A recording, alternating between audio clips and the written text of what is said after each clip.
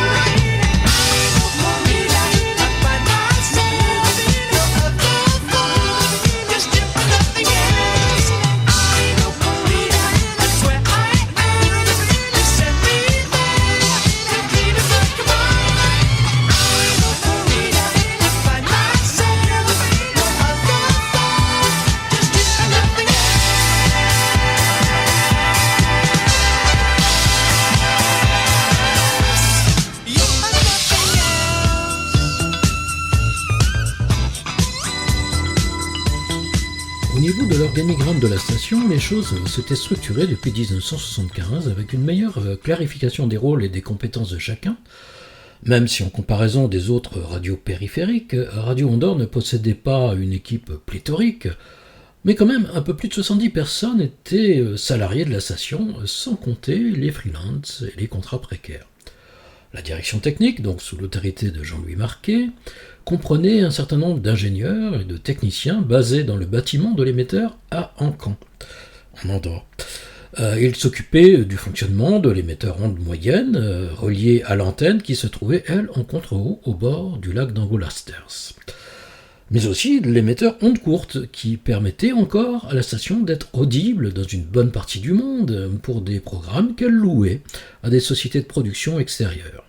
En fait, dans la journée, elle retransmettait cette antenne onde courte, le programme qui était diffusé sur les ondes moyennes, et le soir, après 21h, elle avait donc ce programme spécifique loué à des stations extérieures.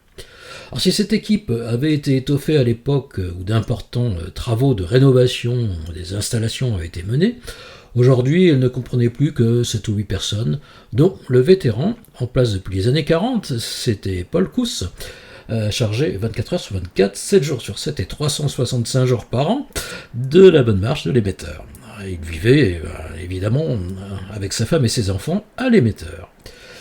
Les studios, situés à quelques kilomètres de l'émetteur, à Andorre-la-Vieille, abritaient, eux, une équipe administrative, une équipe technique, constituée de techniciens, à basse fréquence, comme on dit, ou opérateurs du son, une équipe artistique, composée des animateurs et des animatrices, et une rédaction mise en place à partir de 1975 et constituée de journalistes et de reporters. L'équipe administrative était exclusivement féminine et constituée à la fois d'andorranes, de françaises et d'espagnoles. Montserrat Rodriguez, ancienne speakerine de la station dans les années 50, avait en charge le service publicité en Andorre en relation avec la régie qui était basée, elle, à Paris et avec une délégation également à Toulouse.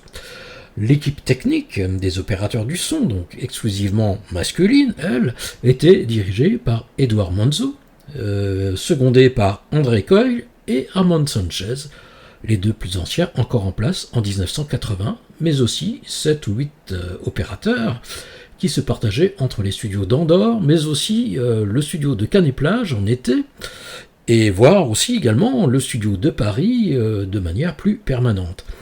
Cette équipe était aussi multinationale avec des Français, des Espagnols et des Andorrans. Quant à l'équipe d'animation, elle était coordonnée par Juana Teles, qui veillait à la cohérence des programmes, car chaque animateur était en charge en fait de sa propre programmation musicale pour chacune de ses émissions. Mais la direction des programmes était assurée par Arti Parera depuis 1978. Alors cet homme de radio confirmé se partageait entre Paris, Cannes-et-Plage et Andorre-la-Vieille. C'est lui qui avait en charge la conception de la grille de programme, sous la supervision de Gilles Marquet, qui savait déléguer. À côté, ou en dessous de la direction des programmes, il y avait aussi une direction des variétés, sous la responsabilité de Alain Thibault. Elle était chargée des relations avec les maisons de disques, mais aussi de l'accueil des vedettes et de l'animation des émissions publiques. La plupart des animateurs et des animatrices étaient âgés environ d'une vingtaine d'années, et n'avaient donc pas vraiment une longue expérience de la radio, et ils étaient tous de nationalité française.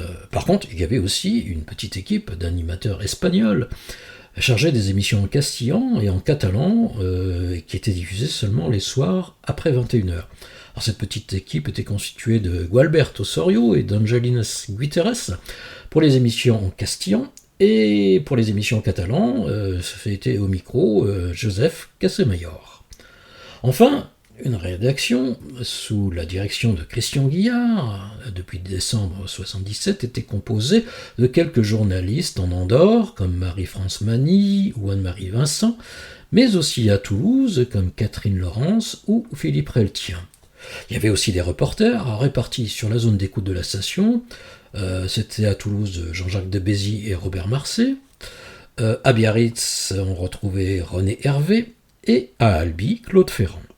Alors cette rédaction bénéficiait aussi d'une relation privilégiée avec la rédaction de RTL par le biais d'un accord qui lui a permis progressivement d'utiliser dans un premier temps les chroniques et les interviews qui étaient réalisées par la rédaction de RTL, sans obligation d'ailleurs d'en citer la source, grâce à une ligne téléphonique professionnelle directe entre Paris et Andorre-la-Vieille.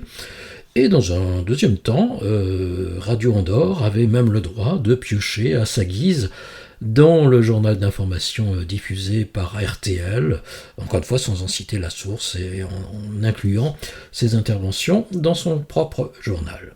Alors on écoute un extrait du journal de Christian Guillard en 1980, c'est une archive que l'on doit à Georges Maltot. À la fin du journal, la chronique de Philippe Alexandre, ensuite comme chaque lundi les actualités tarnaises avec Claude Ferrand, et puis en dehors de nos rendez-vous quotidiens comme la Bourse de l'Emploi et la chronique en Languedoc de Michael Rosseline, nous parlerons du 150e anniversaire de la Caisse d'épargne de Toulouse, du 2e rallye Toulouse-Montagne-Noire, et puis un rendez-vous tout particulier également à 13h30, rendez-vous avec un témoignage, celui de Gérard Bapt, le député socialiste de Toulouse. Il rentre d'un voyage en Union soviétique, il était là-bas pour enquêter sur la situation des Juifs, donc en URSS. Voilà donc quel était l'état des lieux en ce début 1980. Ils étaient rentrés dans le hit parade de Radio Andorre en 1981. C'est le groupe The Police avec Di Doudou Da Da Da. Ah, ça c'est de l'anglais facile à prononcer au moins. On les écoute.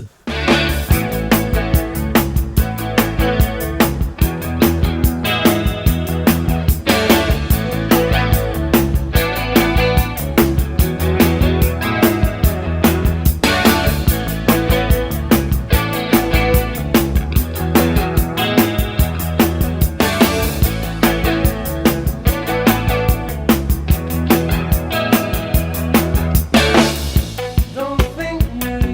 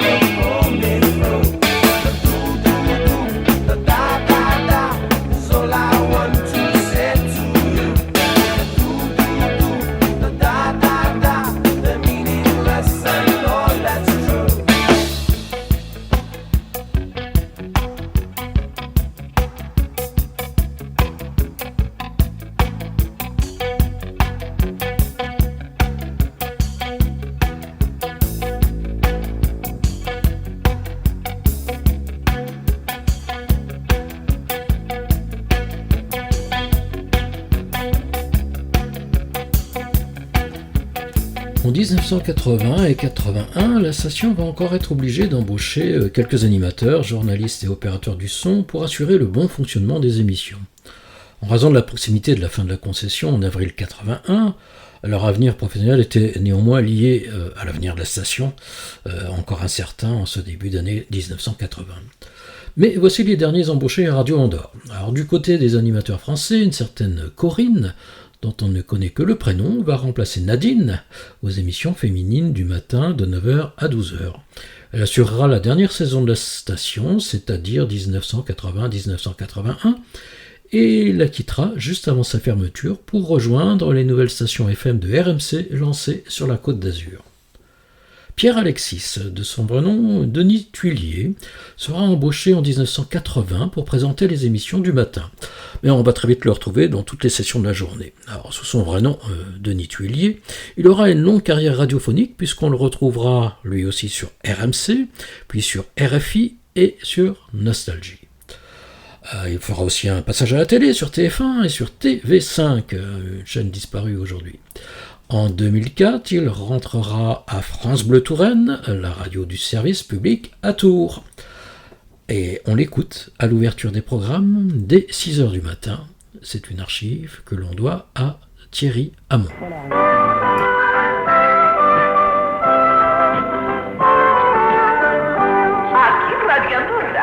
Radio Andorre et les montres Seiko à Quartz vous donnent l'heure à la seconde près. À la seconde près, il est très exactement 6h et 55 minutes. Vous écoutez Radio Andorre sur 420 km de moyenne, section véhicule au cycle 6220 kV sans mon court émetteur en principauté d'Andorre. Nous sommes le mardi 5 août 1980. Voici nos premières informations de la journée en langue française. Un jeune étudiant en droit de 21 ans, Benoît Laurent, va assurer l'animation de la session 6h-9h. Et lui aussi, on le retrouvera dans d'autres tranches horaires, et notamment pour les émissions sportives du dimanche après-midi. Alors son vrai nom c'est Benoît Bigois, mais la station avait toujours eu l'habitude de donner des prénoms comme pseudo à ses animateurs. Donc à l'antenne c'est Benoît Laurent. Il restera lui aussi jusqu'à la fin et sera l'un des derniers à s'exprimer au micro de Radio Andorre en avril 1981. Avec l'opérateur du son Thierry Morat, il partira pour Paris en 1981 lors de la fermeture de la station et animera l'antenne de Radio Service Tour Eiffel, une nouvelle radio libre parisienne lancée à l'initiative de la mairie de Paris. On le retrouvera encore dans le monde des radios libres parisiennes et sur le nouveau réseau Chéri FM, où il restera jusqu'en 1987. Puis il décidera de quitter le monde de la radio. En fait, sa formation, c'était quand même des études en droit, il faut le rappeler. Alors, lorsque je le rencontrerai en 2006 à Paris, il était alors à la tête d'un cabinet de gestion du patrimoine à 2 pas des Champs-Élysées. Et c'est à cette occasion qu'il m'a transmis ses archives, de nombreuses photos, des documents administratifs, et puis surtout son précieux témoignage sur les dernières semaines et les dernières heures de Radio Andorre. Alors, hélas, il n'avait pas conservé d'archives sonores. Autre animateur recruté en 1980, je vous en avais déjà touché un mot lors de la dernière émission, c'est Alain Chabat. Mais à l'antenne, on lui donne un autre prénom. Il s'exprime sous le nom de Daniel Chabat. Alors, celui qui fera une longue carrière à la radio et à la télévision fait donc ses premières armes sur Radio Andorre. Il va y animer plusieurs tranches, celle du 9h-11h30, celle du 16h30-21h30, mais aussi des émissions comme Studio 80. En 1981, Alain Chabat fera un petit détour par France Inter, où il écrira des sketchs pour l'émission L'Oreille en coin, puis il partira pour RMC, encore un autre, où il va récupérer son vrai prénom, c'est-à-dire Alain Chabat. Et c'est à RMC qu'il va faire une rencontre intéressante, c'est celle de Pierre Lescure, qui le fera rentrer à Canal+ en 1984, pour faire partie de l'équipe des nuls, qui anime la grande émission claire de cette jeune station de télé, qui connaît à cette époque son âge d'or. Alors on sait tous qu'il entamera ensuite une brillante carrière de réalisateur au cinéma, mais aussi d'acteur. Et Alain Chabat sera donc le dernier de tous ces petits jeunes qui ont commencé sur Radio Andorre et qui deviendront des vedettes de la radio, de la télé ou du cinéma en France. Alors on l'écoute dans un extrait sonore que l'on doit à notre ami Dominique Duet, et qui a été enregistré sur son transistor dans l'Ariège. Alors vous constaterez aussi à travers cet extrait que même dans les départements français les plus proches de l'Andorre, la qualité de réception de Radio Andorre à cette époque était devenue assez mauvaise, et ce qui expliquait en grande partie sa chute d'audience progressive depuis les ennuis juridiques qui l'avaient empêché de rénover ses installations de diffusion.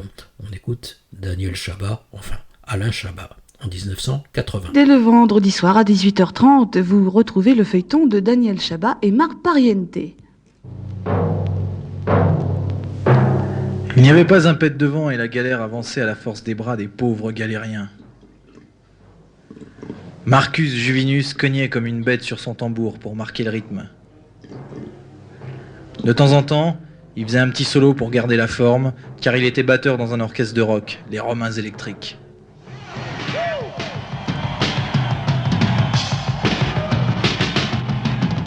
Et les rameurs reprenaient en chœur.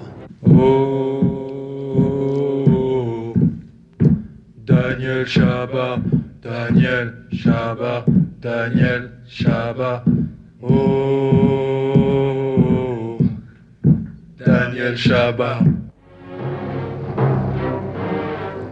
Dans cet extrait, on a entendu Alain Chabat, mais aussi Anne-Marie Vincent, dernière journaliste embauchée en 1980.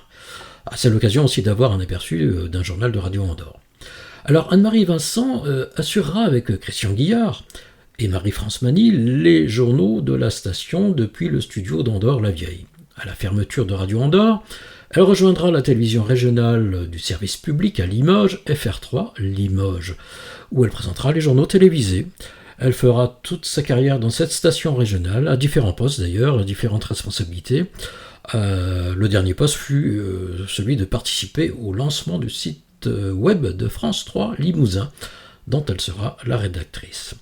Elle prendra sa retraite en 2012. On écoute encore un extrait avec Anne-Marie Vincent. C'est le dernier journal en français de la journée à 21h, juste avant les émissions en catalan, présentées par Joseph Casemayor. Exactement 21h, 1 minute et 53 secondes. La synthèse de l'actualité de cette journée, Anne-Marie Vincent. Nantes n'a pas raté son entrée en Coupe des clubs champions de football. Pour les 16e de finale, les Nantais l'ont remporté en battant les Irlandais de Linfield par 1-0. Jimmy Carter passe de l'optimisme au pessimisme dans l'affaire des otages de Téhéran. Hier, le chef de la Maison-Blanche pensait que l'on était sur la voie d'une solution. Aujourd'hui, il considère qu'il n'existe aucune perspective de solution rapide. Il faut dire que la lenteur du Parlement iranien ne permet pas d'envisager une solution. La commission nommée pour s'occuper de ce problème n'a bien sûr pas encore commencé à travailler. En Turquie, le général Evren, le nouvel homme fort du pays, s'est expliqué une nouvelle fois sur les raisons qui ont poussé l'armée à sortir de ses casernes pour prendre le pouvoir. Au cours d'une conférence de presse, le chef militaire a expliqué que l'armée avait agi conformément à la volonté du peuple. Le régime démocratique, a-t-il ajouté, nous y sommes attachés, mais nous condamnons tous les extrémismes de droite comme de gauche. Le général Evren a annoncé qu'un gouvernement civil serait formé cette semaine. À Vienne, les ministres de l'OPEP semblent s'orienter vers un système d'augmentation réduite du pétrole chaque trimestre. L'Arabie Saoudite voudrait que les pays durs, ceux qui se battent avec le pétrole pour armes, acceptent de diminuer leurs tarifs. Il faudra sans doute attendre le sommet du mois de novembre à Bagdad pour qu'un accord global puisse être conclu sur les prix du pétrole et sur le niveau de production. Le conflit de la pêche, les marins de Boulogne décideront demain s'ils reprennent le travail ou non. Ils voteront à bulletin secret sur les propositions des armateurs. L'éclairage des Français ne représente que 3% de notre consommation totale d'énergie. Là-dessus, l'éclairage public compte pour la moitié. Ces chiffres ont été publiés à l'occasion des Journées nationales de la lumière qui auront lieu à Paris du 24 au 27 septembre.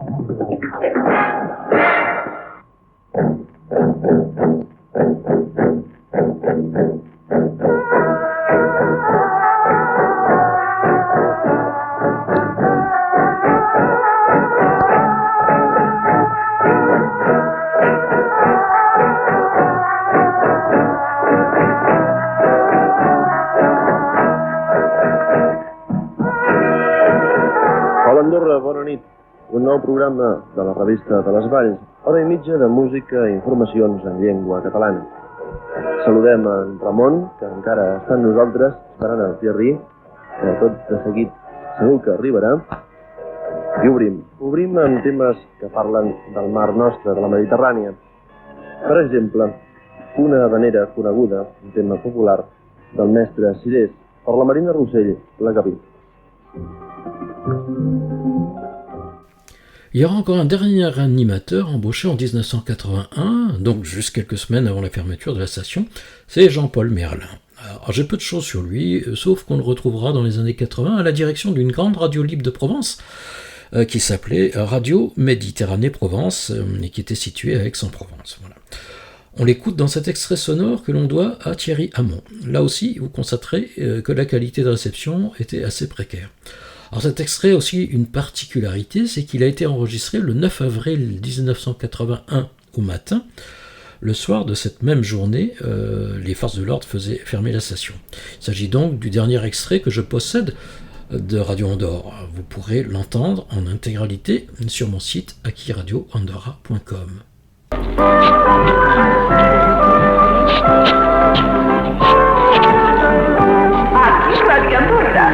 Radio Andorre, elle est mon petit coin. Je vous donne l'heure à la seconde près. À la seconde fois, il est 6h à Radio Andorre, notre premier journal en langue française. Nous commencerons tout d'abord par les sports avec du football pour commencer. À Sochaux hier soir, tout est à refaire pour cette équipe. Match nul, 1 partout.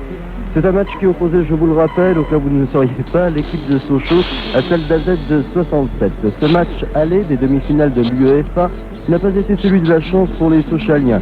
De plus, notons la blessure au tendon d'Achille de Jodaoui, son capitaine de l'équipe, équipe qui risque d'être bien désorganisée pour la suite de la saison.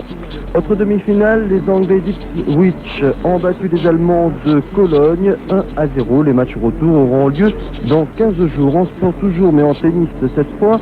Open de Nice, Barazzuti a été battu. On attend aujourd'hui les rencontres Noah Simonson d'un côté et Tulan Orimpes de l'autre. Les présidentielles, 2 sondages pour commencer. Un de notre confrère VSD, Indice Opinion, réalisé entre le 21 mars et le 1er avril sur un échantillon de 5355 personnes. Dans les 2 hypothèses retenues par l'Institut, François Mitterrand est vainqueur au 2e tour, par 52,5% des voix, contre Valéry Giscard d'Estaing, avec 55,5% des voix contre Jacques Chirac. L'autre sondage a été réalisé par Public SA pour Paris Match. Les 5000 personnes interrogées entre le 26 mars et le 4 avril ont donné Valéry Giscard d'Estaing vainqueur au 2e tour avec 52% des voix. Valéry Giscard d'Estaing a présenté 4 nouvelles mesures économiques dont un emprunt franco-allemand lancé sur le marché international et alimenté surtout par les pays pétroliers excédentaires dont l'Arabie Saoudite. Cet emprunt devrait remporter à la France et à l'Allemagne environ 30 milliards de francs. Et cet argent serait consacré à l'investissement dans les secteurs de pointe et les secteurs créateurs d'emplois. C'est un plan d'urgence lancé avant les présidentielles et contre celle de Jacques Chirac et qui rend méfiant François Mitterrand. Les 3 autres mesures du président sortant, 3 mesures économiques donc, concernent surtout l'accroissement de la recherche et le déblocage de certains crédits. Réaction immédiate du candidat socialiste. Comment ce qui a échoué pendant 7 ans peut réussir miraculeusement en 3 semaines? Nicolas Perrac chante Au revoir à la Californie en 1980, mais il ne sait pas encore qu'il y retournera pour y vivre en 1993. Nicolas Perrac, Goodbye California. Goodbye California, je t'aimais bien, il me semble, et à longtemps, mais j'ai redécouvert Paris. Goodbye California, ne m'en veux pas s'il me semble que chez moi, c'est plus ici qu'à Beverly. Goodbye California, je t'aimais bien, mais l'amour, oh, ça s'en va, sans qu'on sache vraiment pourquoi. Goodbye California, on se reverra un jour, qui peut dire comment demain la vie sera. J'ai un peu marre de ton côté bidon, le genre maison couleur bonbon ne me fait plus faire de bon. J'ai pourtant vu l'endroit à l'envers, de Malibu et de Bel Air. Je voudrais bien qu'on oublie les dollars, qu'on parle moins d'argent que d'espoir, et qu'on nous dise que les stars, après tout, ne sont pas des dieux, presque immortels et jamais vieux. Goodbye California, je t'aime bien, il me semble, et à longtemps, mais j'ai redécouvert Paris. Goodbye California, ne m'en veux pas s'il me semble que chez moi c'est plus ici qu'à Beverly. Je voudrais bien qu'on arrête un moment de dire que musicalement c'est de chez vous que vient le vent, il vient de n'importe où et quelquefois c'est de chez nous. Arrêtez de cultiver le français, le genre restaurant bien coté, où l'on ne bouffe qu'à moitié tant qu'on a les yeux occupés par les stars qui viennent dîner. Goodbye California, je t'aime bien, il me semble, et à longtemps, mais j'ai redécouvert Paris.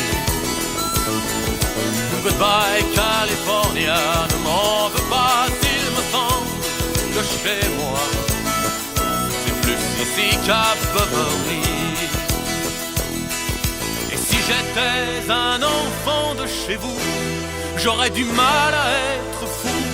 Le Pacifique c'est pas tout, moi je connais en Normandie des coins où plane la folie. Goodbye California, je t'aime bien, il me semble, et à longtemps, mais j'ai redécouvert Paris. Goodbye California, ne m'en veux pas s'il me semble que chez moi c'est plus ici qu'à Beverly. Oh goodbye California, je t'aime bien, mais l'amour, oh, ça s'en va sans qu'on sache vraiment pourquoi. Goodbye California, on se reverra un jour, qui peut dire comment demain la vie sera. Goodbye California, je t'aime bien, il me semble, et à longtemps, mais j'ai redécouvert Paris. Avant d'aborder la chronique des événements qui vont entraîner la fermeture de la station, je voudrais vous parler des derniers programmes qu'on pouvait entendre à Radio Andorre. Les principales émissions de la journée étaient en ouverture des programmes à 6h, le Music and News. Comme son nom l'indique, la musique était entrecoupée d'informations, avec un journal à chaque heure, des chroniques dont celle de Philippe Alexandre de RTL, la météo, des chroniques de emploi, un invité, et en voici d'ailleurs un extrait, c'est une archive que l'on doit à Georges Maltaux.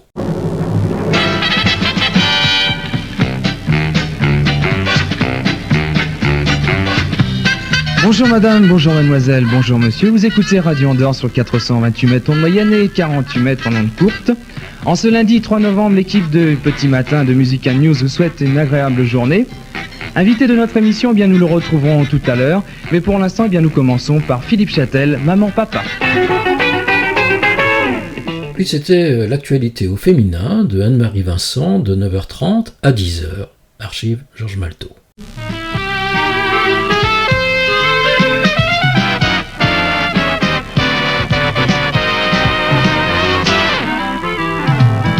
L'actualité au féminin pour ce matin, c'est commencé. Nous sommes en votre compagnie jusqu'à 10h, bien sûr, comme tous les jours. Au programme de cette matinée, 2 chapitres. Un chapitre sportif tout d'abord, du sport à faire assise devant votre bureau, en tapant à la machine ou en répondant au courrier de votre patron. Et un investissement, vous savez que la semaine dernière, nous avons parlé d'investissement dans les timbres. Eh bien, cette semaine, nous allons parler d'investissement dans le vin. Vous allez investir ce matin dans le vin rouge, le Bordeaux, et également le Bourgogne. Voilà donc le programme de cette matinée, programme musical également, c'est pourquoi nous allons tout de suite commencer par un premier disque. Donc la matinée se poursuivait en musique, puis à 11h, une émission de jeu. Archive Georges Maltaux. Radio Andorre. Et maintenant, nous allons jouer. Quelle merveille. Ah, nous allons jouer à ce jeu qui fait trembler la France, que l'on évoque de manière hebdomadaire au Conseil des ministres, parce que c'est important. Dernièrement, Carter et Reagan en ont débattu à la télévision, ça s'appelle le... Alors le que suis-je, comme nous le disions tout à l'heure, si vous étiez à l'écoute, si vous n'étiez pas à l'écoute, eh bien je vous le dis, encore que je vous le reprocherai, parce qu'il faut... faut pas... Il ne faut pas louper ça. Il ne faut pas louper ça. Alors, le que suis-je, c'est une énigme. J'aimerais tellement vous faire chaud au cœur. 90-40 tours, un transistor, une calculatrice, un abonnement à Salut, un abonnement à Biba, ainsi qu'un dictaphone. Puis la joie d'avoir la voix de Nicoletta dans le petit appareil qui vous sert de téléphone. Bougez pas, j'ai envie de tousser. Excusez-moi, hein. J'avais un chat dans la tête tombée. Quoi? J'ai pas le droit d'avoir... on a beau être animateur de radio, on n'en est pas moins un être humain. Absolument. Hein? Je vous remercie. 16 078 Vincent, si vous appelez de la France, 20 104, si vous appelez de notre belle principauté d'Andorre, petit pays aux mille contrastes, petit au cœur des Pyrénées.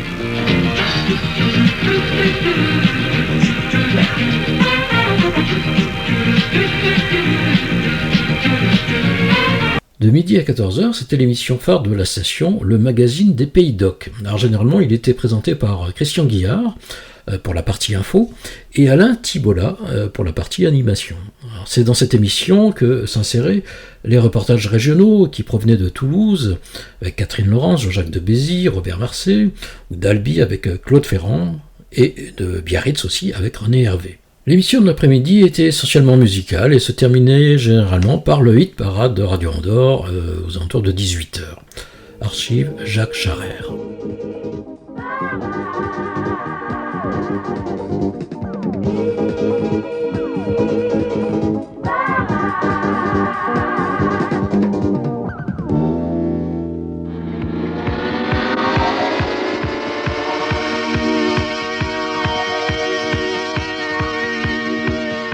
De Radio Andorre jusqu'à 21h avec bien sûr, comme chaque semaine, les titres au complet, les 50 titres du hit parade de Radio Andorre, les titres pour lesquels vous avez voté cette semaine.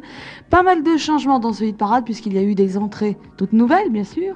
Et puis, des petits changements également au niveau des premières places. Alors, sans perdre un instant, sachez que la première entrée de cette semaine, c'est celle d'Alain Barrière, Alain qui est classé 50e, Me recroqueviller. Je vais me recroqueviller sans toi. Je vais me taire et me cacher au creux du souvenir de toi. Je vais me recroqueviller sans toi. Je vivrai fenêtre fermée sur tout ce qui fut toi et moi. Sans toi, sans toi, je vais me recroqueviller sans toi. Et puis cette semaine, Sylvie Vartan a encore pris 3 petites places. Sylvie Vartan avec Tap Tap, c'est un succès de cet été. C'est également le succès du hit parade de Radio Andorre. Sylvie est classée 19e. Hit parade, parade. Qui tape des mains et des doigts, qui tape sur n'importe quoi, qui tape sur ce tempo-là, qui tape sur des boîtes ou des marimbas, qui tape sur des bongos ou des tumbas, qui tape sur des tambours et sur des congas, qui tape et le soleil aussi est là, qui tape, j'ai mon cœur qui tape sur ce rythme-là, qui tape, non qui ne pas, qui tape, parade.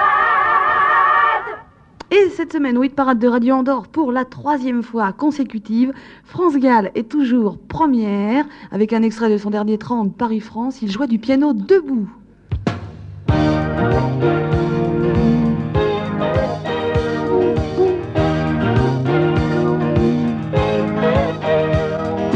Ne dites pas que ce garçon était fou,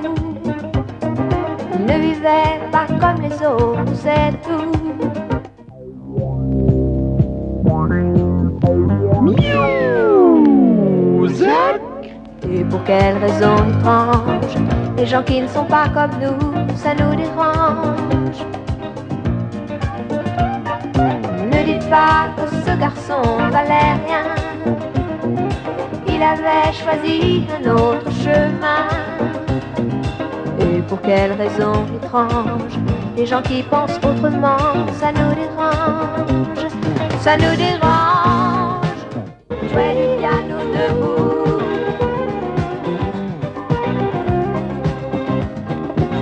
Ouais, jouer du piano debout.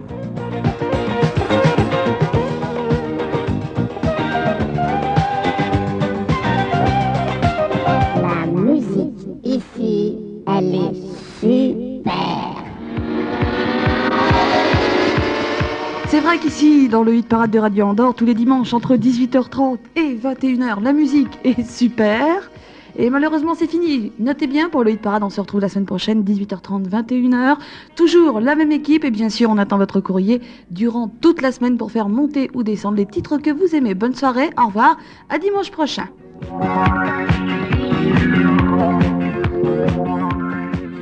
Franz Gall fut une habituée du micro de Radio Andorre, mais aussi de son hit parade. En ce début d'année 1981, elle rentre dans le hit parade de Radio Andorre avec un magnifique duo enregistré avec Elton John, Donner pour donner.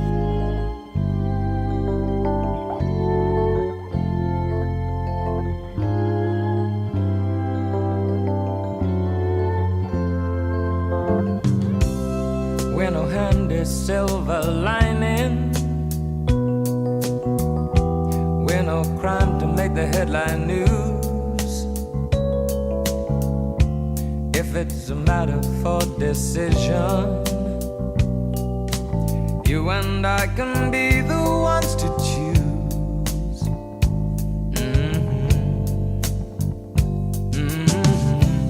Je te donne mes espoirs cachés.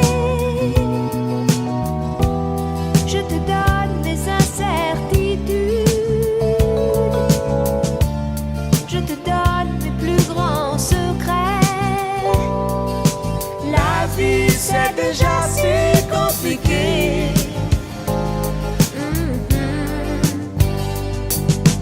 Donner pour donner, tout donner. C'est la seule façon d'aimer. Donner pour donner, c'est la seule façon de vivre. C'est la seule façon d'aimer. Pas la peine de vivre enfermé. C'est pas la peine. Pas la peine de rester couché. Non, c'est pas la peine. Je te donne sans rien demander. La vie c'est déjà si compliqué.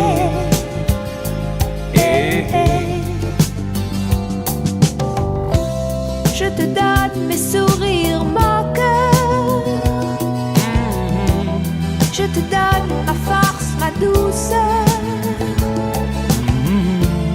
Je te donne mes secrets fragiles. La vie c'est déjà si difficile. Donner pour donner, tout donner. C'est la seule façon d'aimer. Donner pour donner, c'est la seule façon de vivre. C'est la seule façon d'aimer. Oh, donner pour donner, tout donner. C'est la seule façon d'aimer.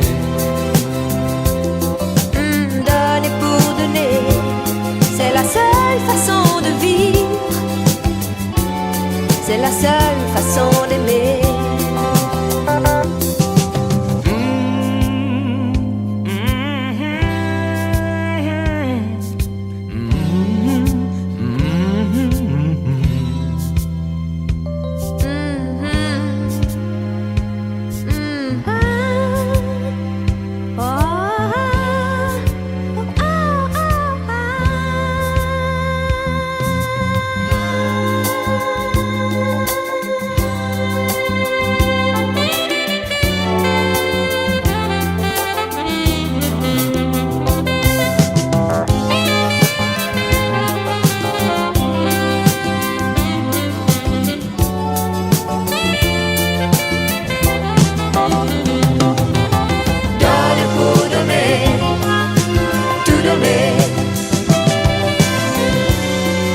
seule façon d'aimer.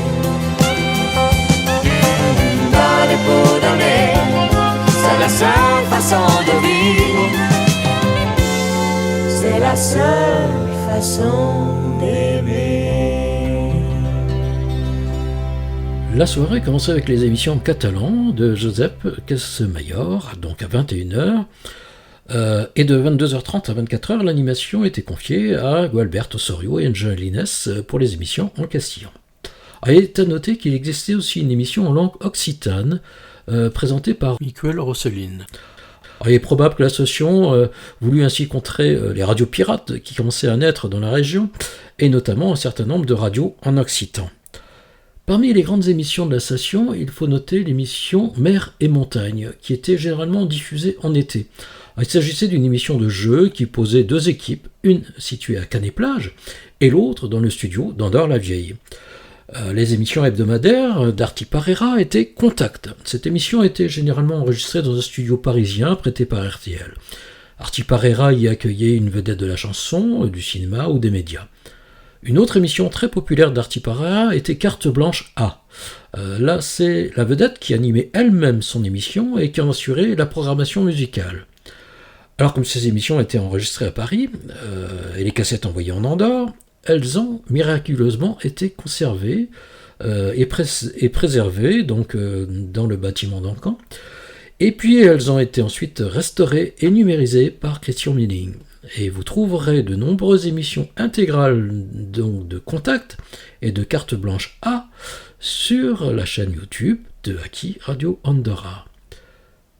Alors j'ai vu récemment sur un blog, sans doute mal informé, que des animateurs comme Maurice Favière étaient aussi animateurs à Radio Andorre. Bon, les approximations sont malheureusement courantes aujourd'hui, et je pense que cette information provient juste d'une photo issue de mon site internet où on voit effectivement Maurice Favière s'exprimant à un micro avec le logo de Radio Andorre dans le studio de la station. Alors oui, cette photo a bien existé, ainsi que d'autres, mais voilà la petite explication. À chaque rentrée, Arti Parera présentait la nouvelle grille de la station, avec les nouvelles émissions, en compagnie d'une des vedettes de RTL. C'est ainsi qu'il invita dans le studio de Radio Andorre, en Andorre, donc, Gérard Klein en 1978, Jacques Martin en 1979, et Maurice Favière en 1980, qui étaient donc tous animateurs vedettes de RTL. C'était juste une émission où tous les animateurs de Radio Andorre étaient conviés autour de la table pour présenter leurs émissions. Il n'y eut hélas pas d'invité de RTL pour présenter la saison 1981-1982, puisque cette saison sera effectivement construite et préparée par les animateurs durant l'été 1981, mais ne sera jamais lancée à l'antenne puisque la station était muette depuis avril 1981. Nous allons parler de ces événements juste après le prochain disque, Change Lover's Holiday.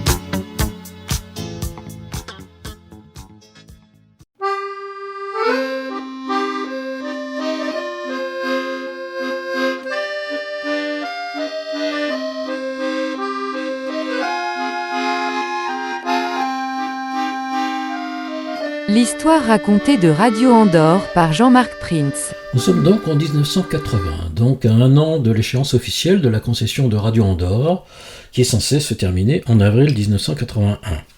Alors, comme celle d'ailleurs de sa concurrente Sud Radio, dont le siège et l'émetteur sont aussi en Andorre. Nous avons vu dans la dernière émission que le Conseil général d'Andorre avait informé les deux radios que cette concession ne serait pas renouvelée dans sa forme actuelle. En mars 1980, cette décision est confirmée officiellement par un courrier envoyé aux deux stations. Le Conseil général avait aussi créé une commission destinée à travailler sur la mise en place d'une radio nationale de service public en Andorre, qui devait se substituer aux deux radios périphériques privées. Avant même cette décision, c'était une proposition qu'avait faite d'ailleurs l'équipe dirigeante de Radio Andorre. Et afin qu'il n'y ait aucune interruption sur les ondes andorranes, Radio Andorre avait proposé donc au Conseil général qu'il rachète les installations de la station pour les nationaliser et qu'il permette à l'équipe en place de poursuivre l'animation des émissions. Afin de montrer sa bonne volonté, Radio Andorre va même envoyer au Conseil général un inventaire complet de toutes les installations. Le principal étant constitué du bâtiment émetteur, néo-roman, situé à Ancan, qui avait été construit donc de 1935 à 1939, sur les fonds personnels d'ailleurs de Jacques Trémoulet. Parmi les installations immobilières, il y avait aussi l'antenne et ses deux pylônes au bord du lac d'Angolasters. Et quant au studio abrité dans le grand bâtiment administratif du Roc des Annelettes, il était en location et ne pouvait donc pas être vendu. En revanche, il était doté de deux studios principaux, d'un studio de production, de cabines techniques avec du matériel cédé par RTL, et aussi une des plus belles collections de disques d'Europe qui avait été alimentée par les diverses stations du groupe Trémoulet lorsqu'elles avaient fermé leurs portes, comme Radio Toulouse, la grande station du groupe Avant-Guerre, ou Radio Africa à Tanger, fermée depuis 1960. Le problème était que beaucoup étaient contre cette solution et que le Conseil général n'avait pas encore donné sa réponse à la proposition de Radio Andorre. Alors Radio Andorre n'avait jamais cessé, même avant son lancement en 1939, de susciter des attaques du gouvernement français qui n'avait jamais réussi d'ailleurs à la contrôler, contrairement à toutes les autres radios périphériques. Donc le coprince français, donc le président de la République française plus exactement, en Andorre, avait toujours été opposé à la station. En revanche, le coprince épiscopal avait toujours été, lui, un soutien à Radio Andorre, ainsi que le conseil général d'ailleurs de la principauté. C'est donc grâce à ce soutien du Conseil et du coprince-évêque que Radio Andorre avait pu, au cours des décennies, résister aux pressions du gouvernement français. Et d'ailleurs, elle n'avait jamais cessé. Procès contre ses dirigeants, brouillages illégaux, fermeture de la frontière, procès pour empêcher Radio Andorre d'installer une nouvelle antenne et donc d'améliorer ses qualités de réception, création d'une station concurrente en Andorre, Sud Radio, dont le capital appartenait à la Sofirad, une société contrôlée à 99% par l'État français. Et cette Sofirad n'avait pour cesse d'avoir pour objectif de tuer Radio Andorre. Elle avait attaqué la station sur le marché publicitaire pour assécher ses annonceurs. Elle avait débauché ses animateurs vedettes et populaires en leur offrant des salaires supérieurs. Et la dernière attaque datait de 1975, lorsque la Sofirad, qui contrôlait aussi Radio Monte Carlo, avait installé sur la longueur d'onde de Radio Andorre, donc le 428 mètres, un puissant émetteur plus de 4 fois supérieur à celui de Radio Andorre, pour y diffuser son programme en italien.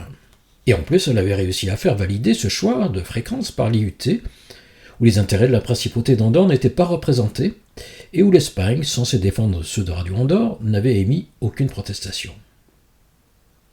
Julio Iglesias, un des chanteurs espagnols les plus célèbres du monde, avait toujours sa place dans les émissions de Radio Andorre, aussi bien d'ailleurs dans les émissions françaises que dans les émissions espagnoles du soir. En 1980, il interprète une chanson d'amour, « Quand tu n'es plus là ». Bon, un titre prémonitoire en quelque sorte.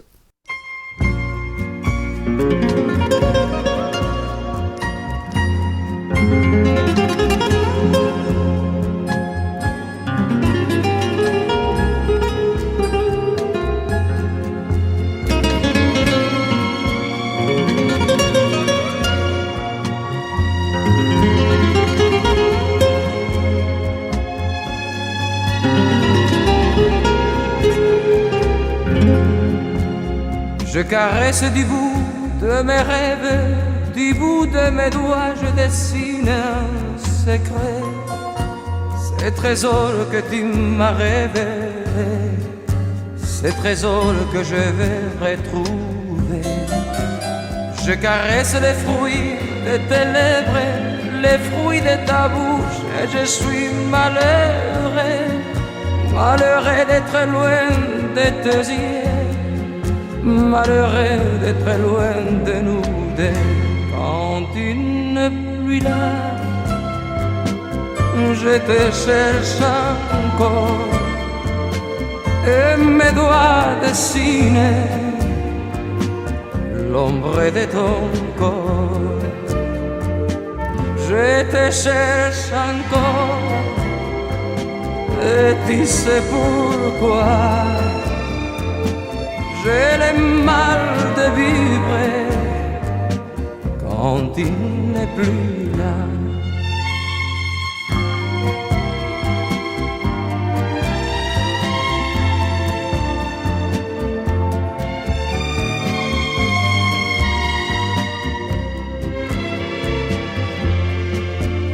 J'imagine du feu sous la cendre, du feu dans mes veines, un soleil de minuit, ton plaisir et le mien réunis, et toujours la tendresse infinie.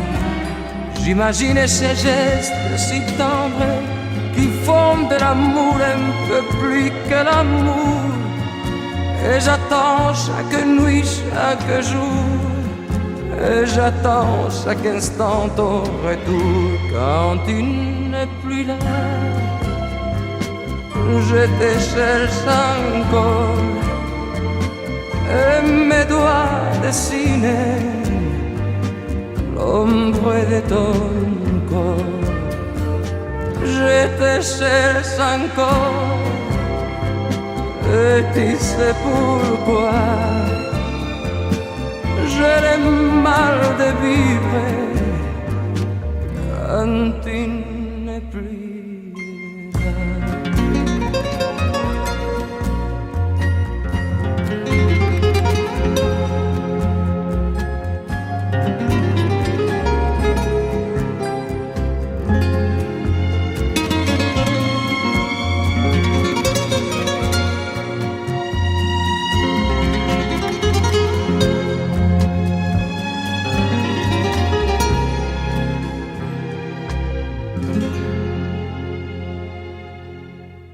Radio Andorra, emisora del Principado de Andorra. Faisons le point sur les différentes entités concernées par la fin des concessions en 1981.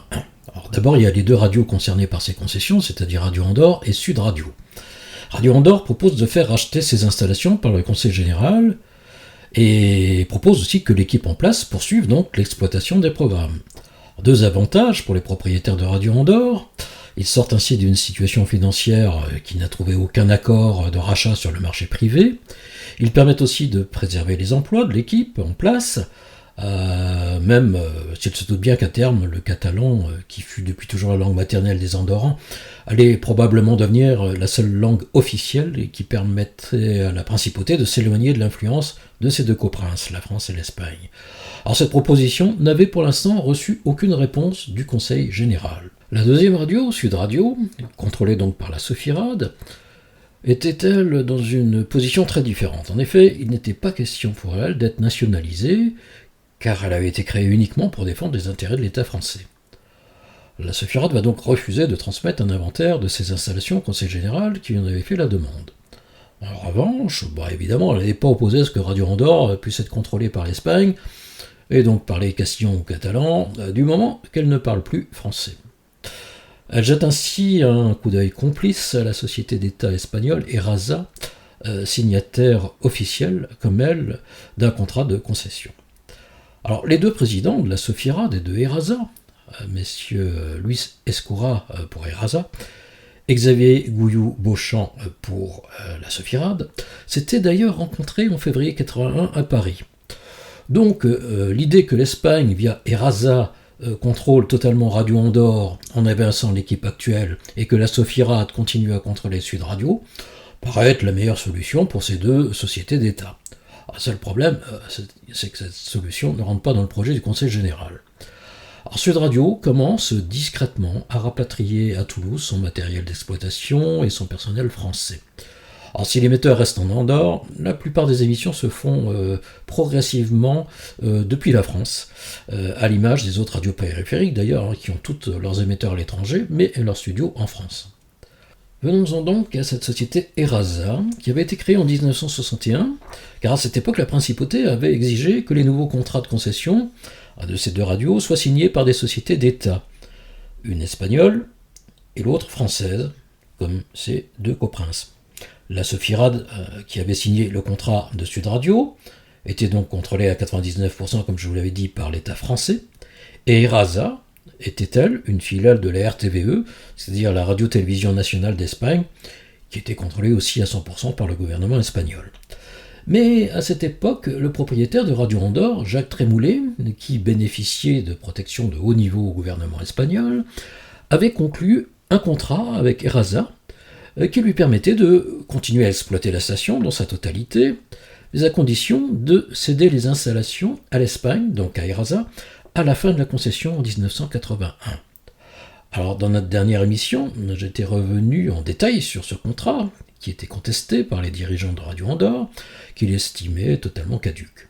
Donc Eraza, qui était restée silencieuse depuis 20 ans, et qui n'était jamais intervenue dans la gestion de Radio Andorre, Eraza se réveille à l'approche de 1981, car elle estime qu'elle va peut-être devenir officiellement propriétaire des installations.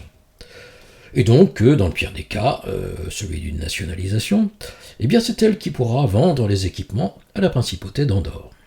Elle va donc demander aux dirigeants de Radio Andorre de lui fournir l'inventaire des équipements pour pouvoir le transmettre au Conseil général, évidemment. Alors, évidemment, Jean Delving refusera de donner cet inventaire à Eraza, et l'enverra lui-même d'ailleurs directement au Conseil général, prouvant que c'est lui le patron de ces équipements.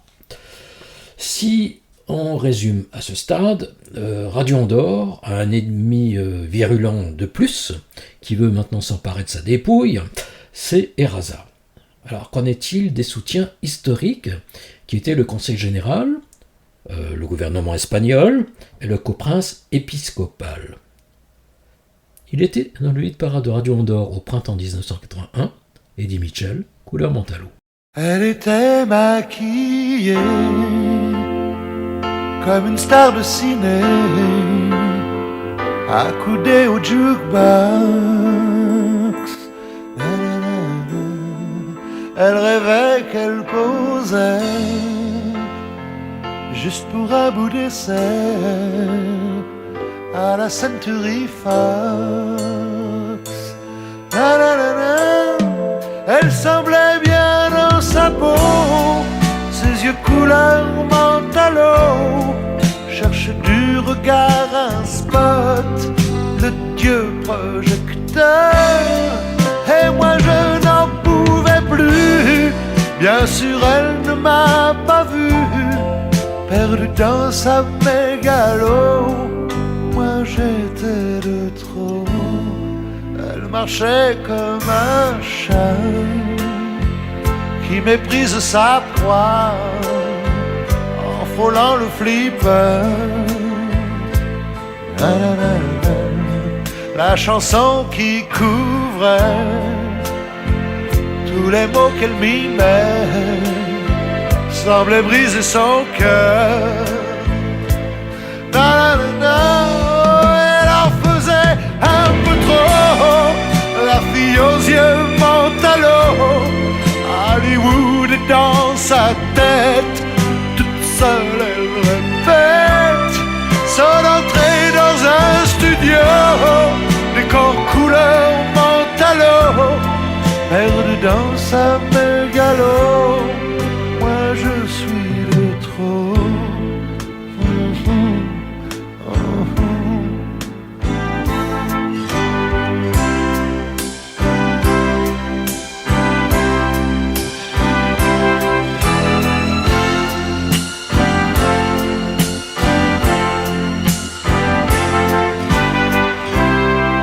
Mais un type est entré et le charme est tombé, arrêtant le flipper.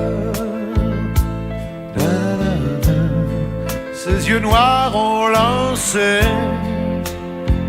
de l'agressivité sur le pauvre jukebox. La fille aux yeux mentalo a rangé sa mégalo et s'est soumise aux yeux noirs, couleur de trottoir. Et moi je n'en pouvais plus, elle n'en a jamais rien su, ma plus jolie des mythos, couleur mentalo.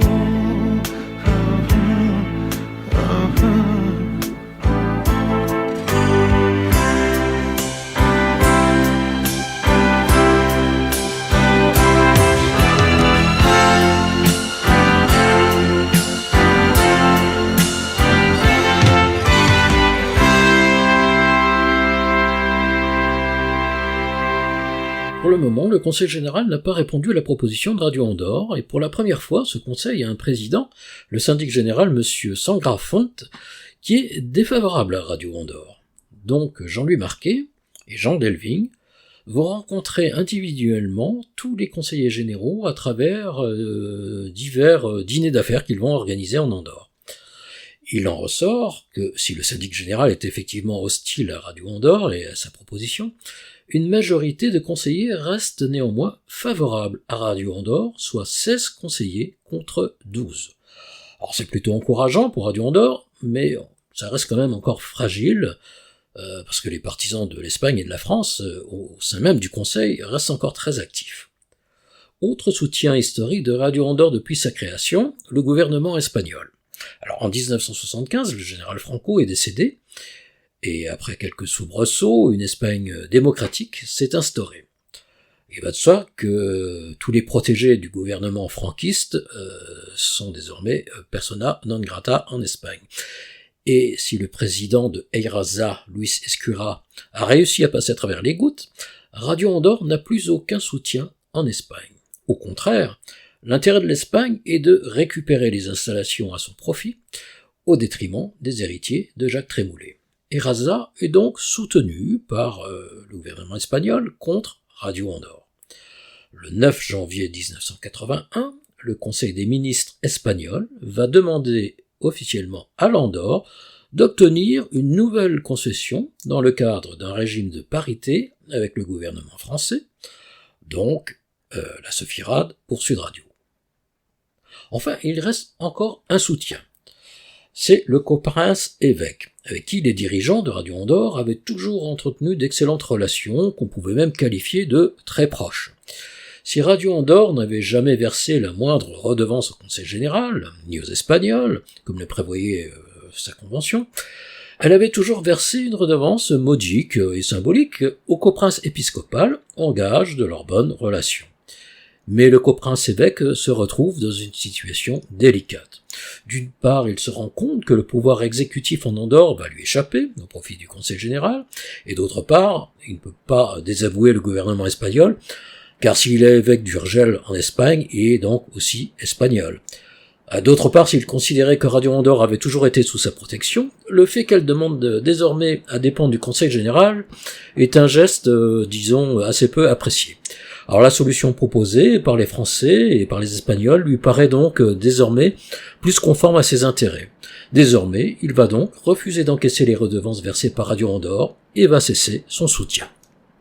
Donc si on résume la situation, Radio Andorre a des ennemis historiques, plus virulents que jamais, c'est-à-dire l'État français, la Sophirade, Sud Radio, RMC aussi, mais elle a désormais de nouveaux ennemis, qui sont l'État espagnol, Eyraza, et un coprince épiscopal qui ne la soutient plus. Il lui reste donc juste le Conseil général, qui est encore en attente d'une décision.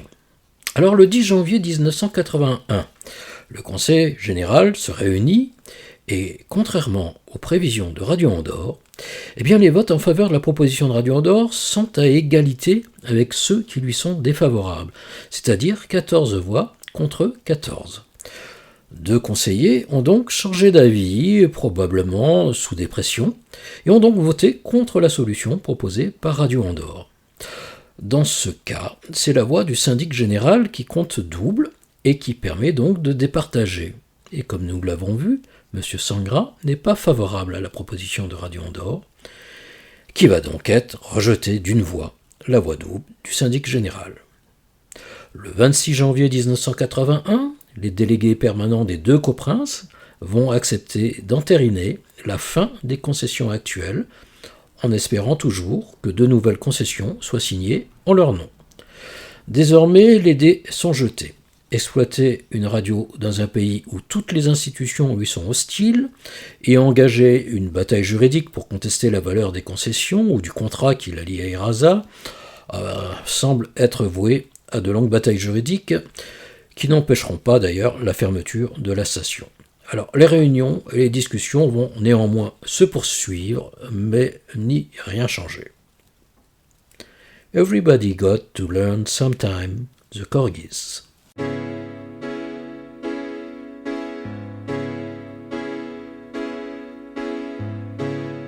Change your heart. Look around you.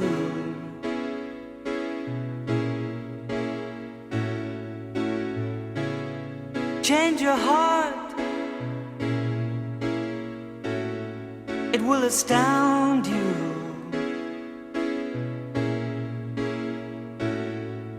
I need your loving like the sunshine.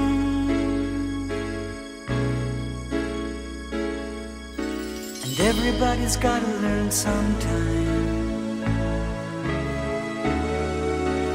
Everybody's gotta learn sometime.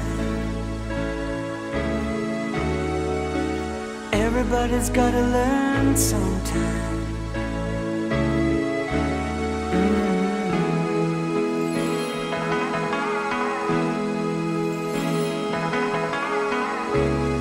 Change your heart. Look around you.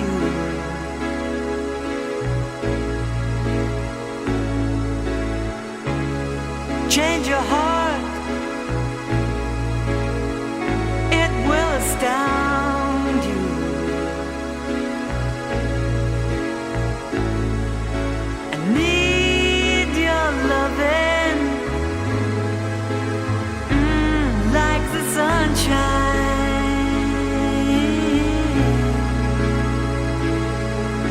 And everybody's gotta learn sometime. Everybody's gotta learn sometime. Everybody's gotta learn sometime.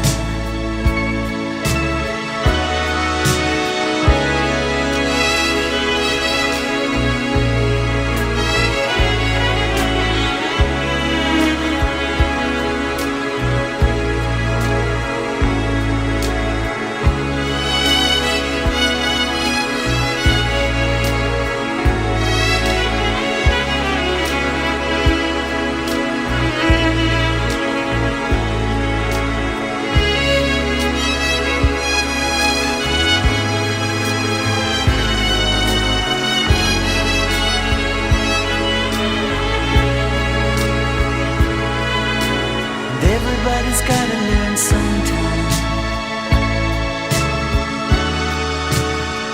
Everybody's gotta learn sometime. Everybody's gotta learn sometime.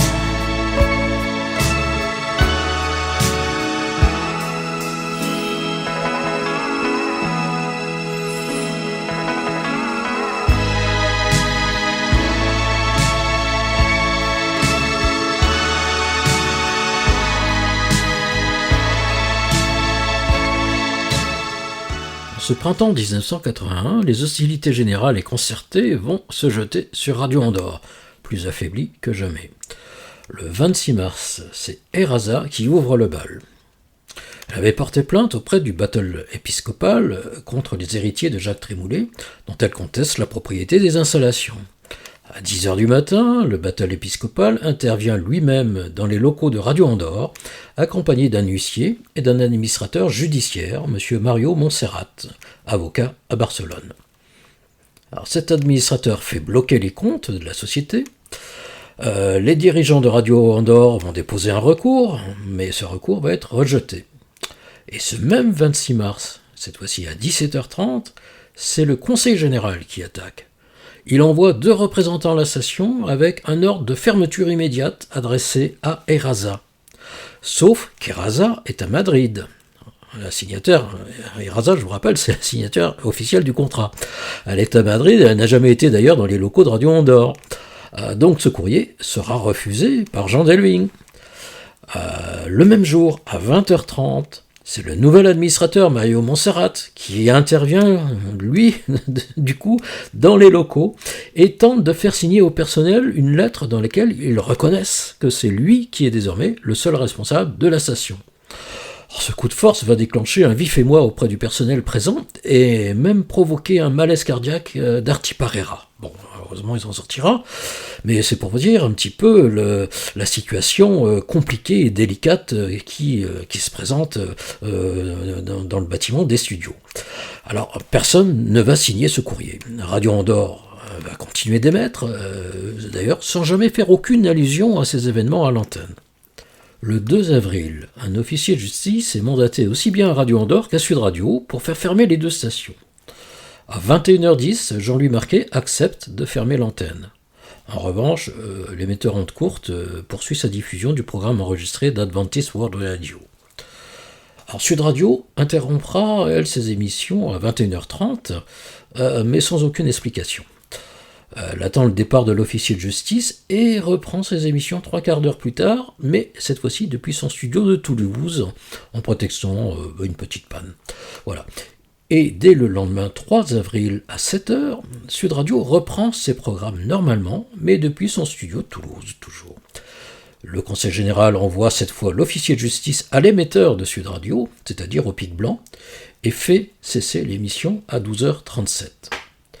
La Sophierade, au nom de Sud Radio, et Erasa, au nom de Radio Andorre, déposent un recours suspensif qui leur permettrait de pouvoir reprendre leurs émissions. Les 2 recours sont acceptés, et donc les 2 stations peuvent théoriquement reprendre leurs émissions. Alors, le problème est que Radio Andorre ne reconnaît pas la légitimité de Erasa. Donc elle va déposer elle-même son propre recours, mais celui-ci va être rejeté. Donc Sud Radio est autorisé à reprendre ses émissions pour une durée théorique de 6 mois, mais pas Radio Andorre. Sud Radio reprend ses émissions le 4 avril à 12h07. Le 6 avril, le Conseil général confirme sa décision de faire fermer les 2 stations. Devant la reprise de la station concurrente, Jean Delving décide donc de reprendre les émissions de Radio Andorre le 8 avril à midi. Christian Guillard fait une brève annonce lors de l'ouverture de l'antenne.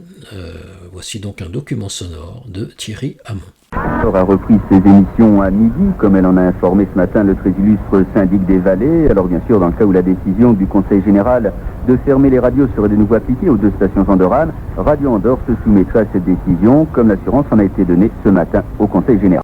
Le 9 avril, la police intervient dans les studios de Radio Andorre à 19h. La station est contrainte de stopper son programme immédiatement. Un court message est quand même lu à l'antenne juste avant la diffusion de l'hymne andorran. À 20h, elle est muette. Personne ne sait encore que ce sera malheureusement définitif. Et pourtant Radio Andorre ne réapparaîtra jamais plus sur les ondes. Jean Delving, Jean-Louis Marquet et Gilles Marquet vont continuer à se battre. Ils vont déposer un nouveau recours, mais comme ce sont les coprinces qui doivent le signer, et que le coprince français est du côté de la Sophierade, et que désormais le coprince épiscopal est du côté des Erasa, évidemment le recours sera refusé une nouvelle fois. À cette époque, il faut dire que la justice andorrane est encore une justice féodale et non indépendante du pouvoir. Mais si l'antenne est muette, le combat va continuer en coulisses, comme nous allons le voir après ce disque. En 1981, celle qui fut probablement une des vedettes préférées de Radio Andorre, c'est-à-dire Dalida. Dalida qui avait été présente lors de la plus grande fête de la station en 1964, lorsque Radio Andorre avait accueilli la caravane du Tour de France à l'émetteur d'Encan. Eh bien, en cette année 1981, la chanson de Dalida qui figure dans le dernier hit-parade de la station s'intitule « Fini la comédie ». Encore une drôle de coïncidence.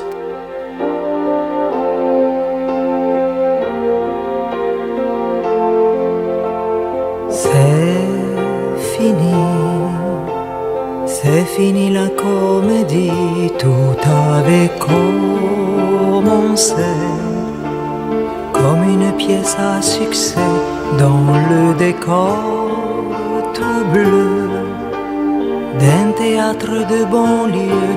Nous n'étions que nous deux.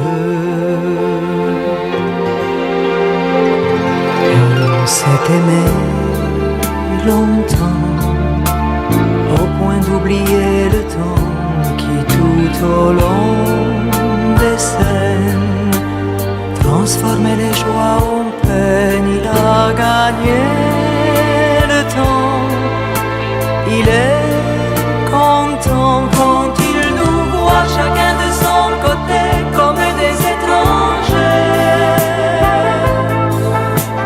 Nous n'avons plus en commun que les mots quotidiens. Le décor n'a pas changé, mais les acteurs n'ont rien à jouer. Il faut baisser le rideau, c'est fini la comédie. On était bien partis, éternité garantie. On était seuls au monde, devant nous la route longue, pas de sens interdit. C'est fini la comédie.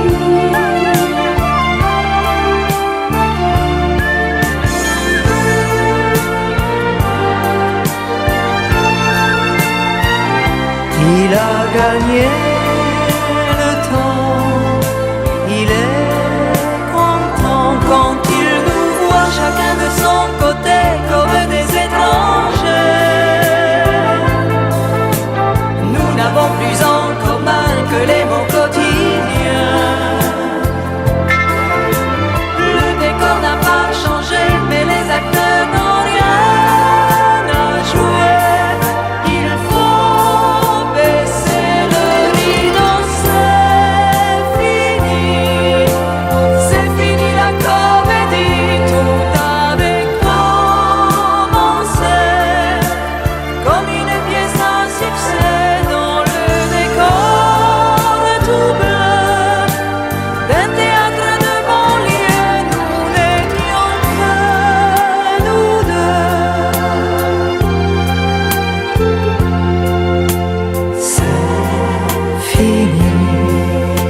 C'est fini la comédie.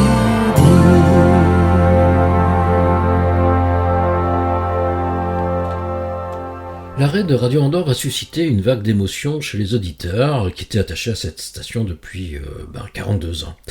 Les courriers de protestation contre cette décision, les courriers de soutien à Radio Andorre vont se compter par milliers.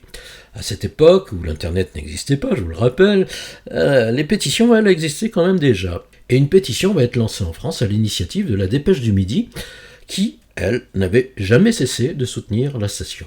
Alors, cette pétition sera signée par le maire de Toulouse, Dominique Baudis à l'époque, par le candidat socialiste à la présidence de la République, François Mitterrand, donc futur coprince d'Andorre potentiel, on va dire, et les conseils régionaux de Midi-Pyrénées, Languedoc-Roussillon et Aquitaine, ainsi que la plupart des conseillers généraux des départements de la région qui vont se joindre à ces signatures sur ces pétitions. Les artistes vont aussi se mobiliser, et en particulier les artistes de la région, dont Radio Andorre était, avec Sud Radio, il faut bien l'avouer, le principal support pour la vente de leurs disques. C'est ainsi que Pierre Perret, Claude Nougaro et la vedette montante, Francis Cabrel, vont signer cette pétition. Les équipes de Radio Andorre vont se resserrer et rester solidaires, même si quelques-uns commencent à trouver du travail ailleurs, ce qui est bien compréhensible. Alors des pourparlers vont continuer à se dérouler, et diverses tentatives de sauvetage vont même être envisagées, comme nous l'a appris Jean-Louis Marquet dans la deuxième émission Causerie en air qu'il nous avait consacrée en mars 2024 et que vous pouvez retrouver donc sur notre chaîne YouTube. En France, en mai 1981, c'est la victoire de François Mitterrand aux élections présidentielles. Alors, le candidat s'était engagé à libérer les ondes en France en mettant fin au monopole d'État de la radio et de la télévision, et il avait aussi promis de soutenir Radio Andorre. Il tiendra ses promesses. Concernant Radio Andorre, pour la première fois, ses dirigeants vont avoir un contact avec le représentant du coprince français et avec le préfet des Pyrénées-Orientales à Perpignan, M. Alain Dufoy. Jean-Louis Marquet va multiplier les réunions avec eux pour tenter de débloquer la situation en Andorre. Mais le Conseil général restera sur ses positions. Il y aura donc des réunions à un niveau supérieur. À Paris, et plus précisément à l'Élysée, Jean Delving, le président de Radio Andorre, va être convié à une importante réunion le 24 juin 1981. Alors, il y avait autour de la table Hubert Védrine, qui était le conseiller diplomatique du président François Mitterrand. Il y avait André Rousselet, qui était un ami de François Mitterrand, et le monsieur média, puisqu'il va devenir le président d'Havas et le fondateur de Canal+. Il y avait aussi le préfet de Perpignan et divers responsables andorrans qui s'étaient impliqués dans le devenir de l'audiovisuel de la principauté. Mais là aussi, rien ne fera fléchir la position du Conseil général d'Andorre, bien déterminé à mettre fin à la présence française et espagnole dans les médias andorrans. Alors au niveau des équipes, cette période va être à la fois teintée d'espoir, mais aussi parfois de cruelles déceptions. La direction de Radio Andorre devait maintenir une équipe en place qui serait prête à redémarrer la station du jour au lendemain en cas d'accord avec les autorités.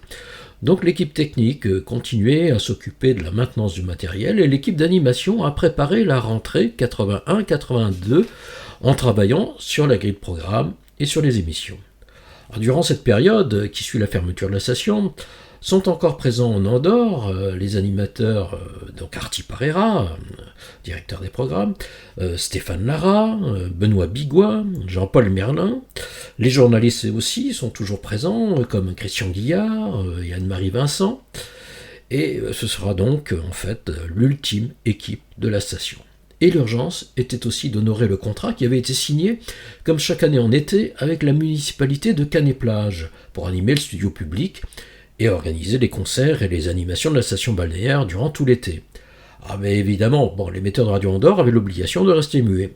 Alors c'est ainsi que Gilles Marquet et Arti Parera vont animer une radio municipale, Radio Canet, qui, comme de nombreuses radios libres, avait envahi les ondes françaises depuis la victoire de Mitterrand, et Ramon Sanchez s'occupait de la technique dans l'ancien studio de Radio Andorre sur le front de mer. Radio Canet émettait en FM sur le 102.5 MHz tous les jours de 9h à 12h et de 15h à 19h avec un petit émetteur de moins de 100 watts. La station ne durera que le temps de l'été 1981. En Andorre, c'était désormais un administrateur judiciaire qui s'occupait essentiellement du versement des salaires. Le premier administrateur, l'avocat de Barcelone, va très vite démissionner. Les dirigeants de Radio Andorre avaient révélé ses liens avec Luis Escura, le président de Erasa, ainsi qu'avec le réseau privé espagnol, la SER. Un second administrateur va donc être nommé, Monsieur Farras, qui était expert comptable en Andorre, et les salaires vont continuer à être versés sur la trésorerie de Radio Andorre, donc pour le mois d'avril, mai, juin 1981. En revanche, ils ne pourront plus l'être en juillet, car les comptes sont bloqués, et malgré la possibilité de contracter un emprunt qui aurait pu être garanti par les biens de la société, le juge épiscopal des Vallées va considérer que Radio Andorre est désormais en faillite. ce qui arrangeait bien les affaires des autorités andorranes, qui se débarrassaient ainsi définitivement de cette radio dont ils ne voulaient plus. Un nouvel administrateur va être nommé à ce moment-là, en remplacement de M. Farras, et cet administrateur, eh bien, c'est Gualberto Osorio, l'ancien animateur espagnol de la station, qui sortait enfin de l'ombre en révélant ses liens anciens avec Luis Escura de Eraza. Jean Delving, estimant que la totalité de la dette de la station, salaire compris, ne dépassait pas les 3% de la valeur des biens de la station, va interjeter appel auprès du juge des appellations de Barcelone. Mais cela va être rejeté. Il va aussi dénoncer l'anonymisation de Gualberto Osorio, au poste d'administrateur, et les salaires vont, à partir de ce moment, rester bloqués. Mais aucun licenciement, pour raison économique, ne va être proposé aux salariés, qui n'auront d'autre choix que de quitter la station sans indemnité, et en plus avec un arriéré de salaire impayé.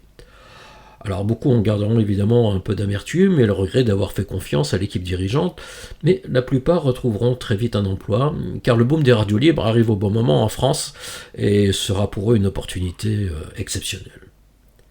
Alors il avait signé la pétition pour sauver Radio Andorre, ce chanteur du Lot-et-Garonne, accédé à la notoriété nationale, c'était Francis Cabrel dans son tube de 1980, L'encre de tes yeux, un de ses plus gros succès.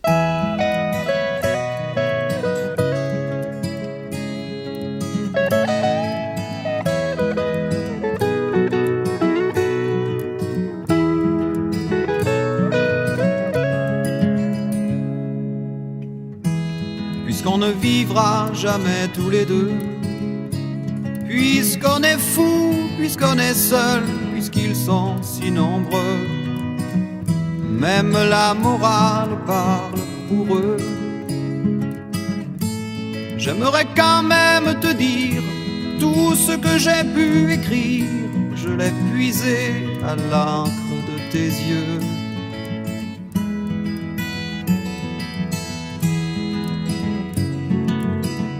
Je n'avais pas vu que tu portais des chaînes.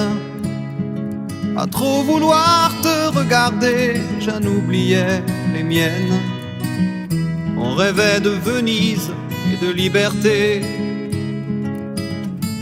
J'aimerais quand même te dire tout ce que j'ai pu écrire. C'est ton sourire qui me l'a dicté.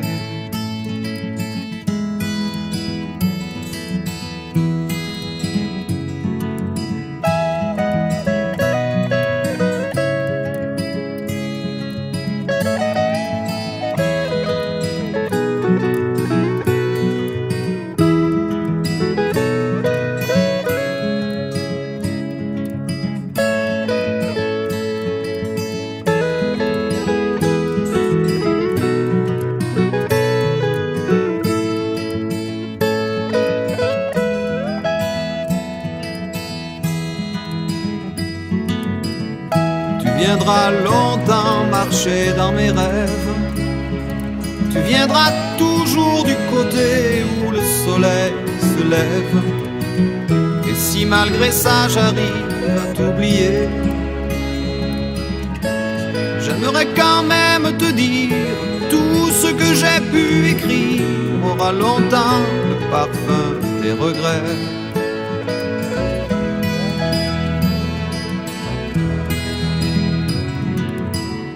Puisqu'on ne vivra jamais tous les deux, puisqu'on est fou, puisqu'on est seul, puisqu'ils sont si nombreux, même la morale parle pour eux. J'aimerais quand même te dire tout ce que j'ai pu écrire, je l'ai puisé à l'encre de tes yeux.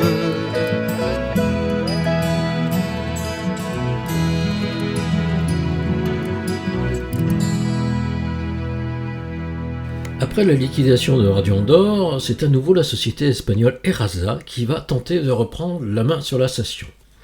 Avec Gualberto Osorio comme administrateur judiciaire, Eraza va vouloir relancer la station car elle avait bénéficié, comme Sud Radio, d'un recours suspensif de 6 mois, durant lesquels la diffusion pouvait reprendre en attendant une décision définitive. Mais cela ne va qu'accélérer la décision définitive, justement. Et le 30 septembre 1981, le Conseil général ratifie une décision prise par les deux coprinces, et par 19 voix contre 8, les installations des deux stations deviendront la propriété des autorités andorranes par l'intermédiaire d'une entité andorrane de radiodiffusion. Les propriétaires actuels seront indemnisés. Et le 13 octobre 1981, la nationalisation des émetteurs est ratifiée. Enfin, le 6 novembre 1981, c'est l'Assemblée Magna, qui est donc la plus haute autorité, la plus grosse assemblée de la principauté, a voté à l'unanimité la décision de fermeture des deux stations, Radio Andorre et Sud Radio. Alors maintenant, l'objectif des autorités andorranes est de lancer une nouvelle radio nationale en utilisant les deux émetteurs ondes moyennes de Radio Andorre et de Sud Radio. Alors, c'est le travail de la commission qui avait été constituée à cet effet. Mais les rivalités entre les coprinces et le Conseil général, qui veulent chacun prendre le contrôle de cette commission, vont empêcher tout avancement de ce dossier. Et cette nouvelle radio nationale andorrane, eh bien, elle va mettre 10 ans avant de voir le jour, donc en 1991, et elle ne pourra plus, à cette époque, utiliser les émetteurs ondes moyennes des anciennes stations, et donc elle sera contrainte d'émettre en FM, donc sans dépasser les frontières de la principauté. Le temps où la principauté faisait entendre sa voix sur l'Europe entière est définitivement terminé. Il faut dire aussi que l'Andorre est en plein bouleversement à cette époque et que seule la rédaction d'une constitution, qui va mettre fin à un système archaïque datant du Moyen-Âge, en mettant en place un changement profond des institutions, va transférer le pouvoir exécutif à un chef de gouvernement issu du Conseil général. Désormais, le système féodal va être remplacé par une démocratie parlementaire, animée par des partis politiques. Alors quant à Sud Radio, qu'on avait presque oublié, alors elle va quand même pas trop mal tirer son épingle du jeu. En effet, la station possède donc, comme vous le savez, des studios à Toulouse, et si elle ne peut plus utiliser son émetteur du Pic Blanc, eh bien le Sofirad, qui est donc sa société mère et qui est contrôlée par l'État français, la Sofirad va bénéficier d'une faveur incroyable du gouvernement français. C'est celle de pouvoir utiliser un émetteur TDF de France Inter, situé au Muret, pas très loin de Toulouse, pour diffuser le programme de Sud Radio en ondes moyennes. Peu importe les auditeurs fidèles à France Inter, la radio du service public, ils devront trouver une autre solution pour écouter leur station. Il faut dire que lorsque cette décision est prise, le monopole d'État de la radio n'est pas encore aboli, et théoriquement donc, les radios privées sur le territoire sont toujours des radios pirates et illégales. Peu importe, pour l'État, la maxime « faites ce que je dis et pas ce que je fais » est toujours appliquée. En revanche, il y a une condition pour Sud Radio, c'est de ne diffuser aucune publicité depuis son nouvel émetteur de TDF. Et il faut dire que pour une radio privée, ça c'est quand même un petit peu difficile. Tout le monde sait quand même qu'à cette époque, les choses vont rapidement évoluer et que peu à peu, étape après étape, les radios privées vont être légalisées dans un premier temps, puis autorisées à diffuser de la publicité dans un deuxième temps. Et Sud Radio aura passé entre les gouttes grâce aux contribuables français. Le 6 novembre 1981, lors de la décision définitive de l'Assemblée Magna, Sud Radio arrêtera son émetteur du Pic Blanc en Andorre à 20h48. Le 15 novembre, c'est-à-dire quelques jours plus tard, à midi, après donc quelques jours de silence, elle diffusera ses premières émissions depuis Muret. Puis Sud Radio finira par développer un réseau d'émetteurs FM à travers la France. Elle émet toujours à l'heure où je vous parle, même si elle a quitté Toulouse pour Paris, et entre-temps elle changera plusieurs fois d'actionnaire, la Sofirad disparaîtra dans les oubliettes de l'histoire, et Sud Radio, même si elle a gardé son nom, n'a plus grand-chose à voir avec la petite périphérique régionale des années 70 qui avait encore l'accent du Sud. Alors en Espagne aussi, les choses vont changer, elles sont en plein bouleversement. La radio-télé d'État, donc la RTVE, ne dépend plus du gouvernement, mais maintenant d'un organisme indépendant. Les radios privées reprennent leur liberté de parole et leurs informations sont désormais indépendantes et plus du tout diffusées de manière centralisée depuis la radio d'État.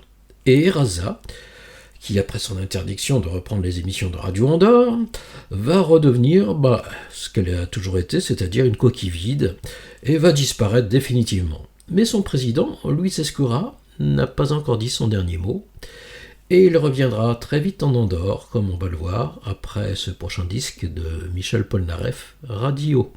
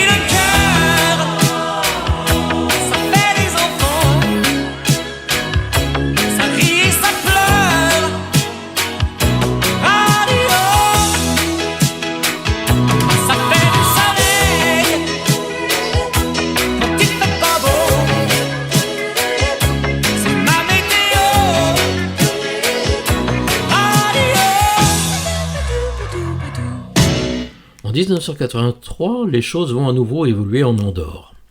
En France, TDF, Télédiffusion de France, est donc une société d'État qui gère le réseau des émetteurs de la radio et de la télévision du service public, mais elle a aussi la possibilité de louer ses émetteurs à des stations privées, et Sud Radio en fut d'ailleurs la première. Donc les Andorrans vont créer, dans un premier temps, avant même d'avoir une radio de service public, un organisme qui va gérer les émetteurs du pays, et en particulier donc les deux émetteurs ondes moyennes, toujours muets depuis 2 ans. Et c'est la création, le 25 janvier 1983, de l'ENAR, qui signifie Entité andorrane de radiodiffusion. Alors l'ENAR, comme en France TDF, gère non seulement les émetteurs, mais aussi les fréquences et les futurs accords internationaux sur le satellite. Mais à quoi peut servir un émetteur s'il n'y a aucun programme à y diffuser ? Donc l'ENAR va rechercher des clients potentiels, car visiblement la radio nationale d'Andorre est encore loin de pouvoir exister. Et il va se tourner donc vers le secteur privé, et 2 candidats vont se manifester. Le premier, c'est une société française qui s'appelle Gestival, Et la deuxième, c'est une société espagnole qui s'appelle Proersa. Tiens, on se croirait de nouveau de retour dans les années 30, lorsque les Andorrans cherchaient du côté de la France et de l'Espagne des compagnies radiophoniques désireuses d'émettre depuis l'Andorre. Alors 2 ans après avoir chassé les radios privées sur son territoire, l'Andorre les rappelle. Mais le plus amusant, c'est que derrière Gestival, il y a en fait Sud Radio. Et que derrière Proersa, eh bien, il y a notre ami Gualberto Osorio, toujours proche de Luis Escora, l'ancien président de Erasa, qui est toujours financé par l'État espagnol. Alors l'ENAR va conclure un accord avec Gestival pour l'ancien émetteur de Sud Radio, du Pic Blanc, et cet émetteur sera loué gratuitement à Sud Radio pour une durée de 4 ans, au terme de laquelle il deviendra définitivement la propriété des autorités andorranes et pourra donc être loué moyennant une redevance de Sud Radio. Donc le 16 mars 1983, l'émetteur du Pic Blanc diffuse à nouveau les émissions de Sud Radio sur le 367 mètres comme avant, mais par prudence, Sud Radio conserve néanmoins son émetteur de Muret sur 258 mètres. Donc elle a 2 fréquences en moyenne. Mais au bout de 4 ans, la législation française ayant mis fin définitivement au monopole et ayant autorisé la publicité, Sud Radio va finalement préférer développer un réseau d'émetteurs FM et bien, elle quittera définitivement l'Andorre. Et puis son bel émetteur du Pic Blanc, qui ne diffusera plus jamais aucune émission. Quand on a été maltraité, on en garde des traces, et de la rancune. Alors quant à Proersa, la société espagnole, elle va lancer une nouvelle Radio Andorra, en langue catalane et castillane, à partir de l'émetteur historique de Radio Andorre à Encamp, et avec des émissions qui sont réalisées, elles, dans les anciens studios de la station du Rock des Onelettes.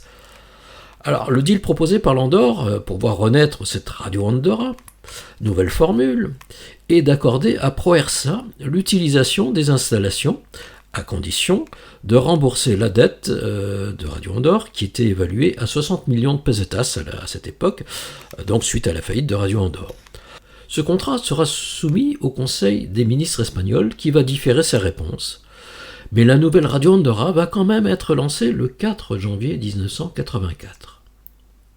Un accord avec les Français lui interdit aussi de s'exprimer en français et de prospecter les annonceurs français qui sont la chasse gardée désormais de Sud Radio. On n'avait quand même pas relancé la guerre des radios. Alors, pour faire fonctionner la radio, Gualberto Osorio va sonner à la porte des anciens de Radio Andorre qui sont encore présents en Andorre, il n'y en a plus beaucoup, parce que tous les Français avaient quitté le territoire et il restait néanmoins encore quelques Espagnols et quelques Andorrans. Alors parmi eux, il y avait Ramon Sanchez, l'ancien opérateur du son, toujours présent en Andorre, et qui deviendra opérateur, mais aussi responsable technique de la station. Il y a aussi l'ancienne animatrice espagnole de Radio Andorre, Angelines Guiteres, qui sera la voix féminine de la station, avec celle d'Hélène Sanchez, c'est-à-dire la femme de Ramon Sanchez, qui, bien que d'origine française, s'appliquera à faire des émissions en espagnol. Puis il embauchera aussi des nouveaux, comme Juan Carles Homs, pour les émissions en catalan, et Xavier Aloy, pour les émissions en castillan, ou Manolo pour seconder Ramon à la technique. Des ingénieurs de la RTVE, donc de la Radiodiffusion nationale d'Espagne, monteront en Andorre pour relancer l'émetteur, et grâce au conseil de Ramon Sanchez, la liaison sera rétablie entre le studio et l'émetteur d'Encamp. Le gouvernement espagnol, représenté par Alfonso Guerra, qui était donc en fait le vice-président du gouvernement espagnol, donc juste derrière Felipe González, ce gouvernement va décider de ne pas signer cet accord, qui lui coûtait en fait 60 millions de pesetas, et ne rapportait pratiquement pas de recettes, ni à moyen ni à long terme. En effet, Radio Andorre avait toujours été financée très majoritairement par les annonceurs français. Or, comme ce n'a été plus possible, à cause de l'accord qu'elle avait signé avec les Français, et par le fait qu'elle ne parlait plus du tout français, ces recettes disparaissaient d'un seul coup. Quant aux annonceurs espagnols, ils étaient déjà partagés par un réseau assez dense de radios privées du côté espagnol, et la nouvelle radio Andorra, dont l'antenne était tournée vers la France, couvrait assez mal la région espagnole proche de l'Andorre. Quant à la population andorrane, je vous rappelle quand même qu'à cette époque, elle était constituée de 35 000 personnes, donc c'était évidemment pas suffisant pour faire vivre une station dans l'exploitation d'un émetteur onde moyenne assez coûteuse. Donc commercialement, l'expérience était vouée à plus ou moins long terme à l'échec. Après la renonciation du gouvernement espagnol, elle cessa donc au bout de 3 mois d'émission. Et cette fois, l'émetteur d'Ancan et les pylônes du lac d'Angolaster resteront définitivement muets.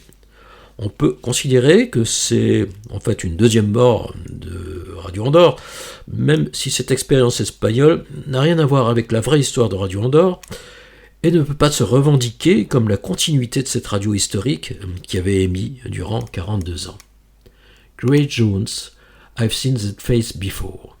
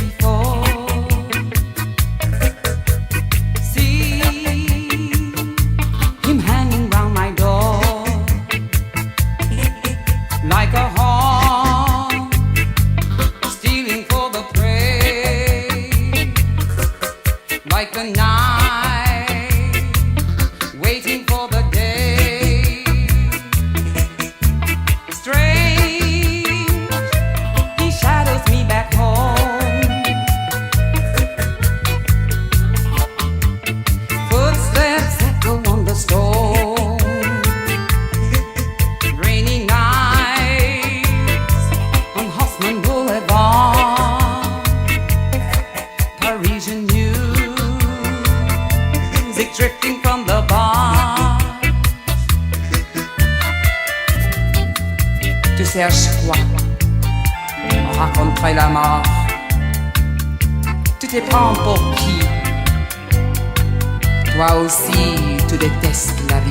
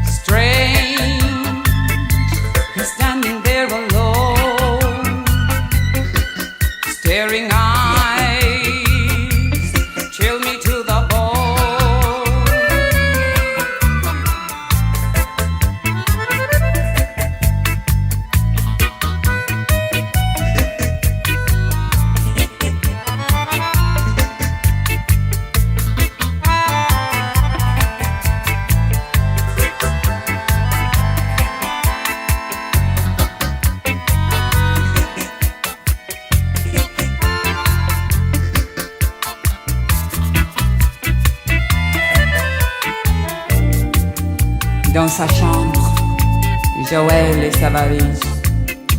On regarde sur ses fringues, sur les murs des photos, sans regret, sans mélo. La porte est claquée. Sorel et Barret.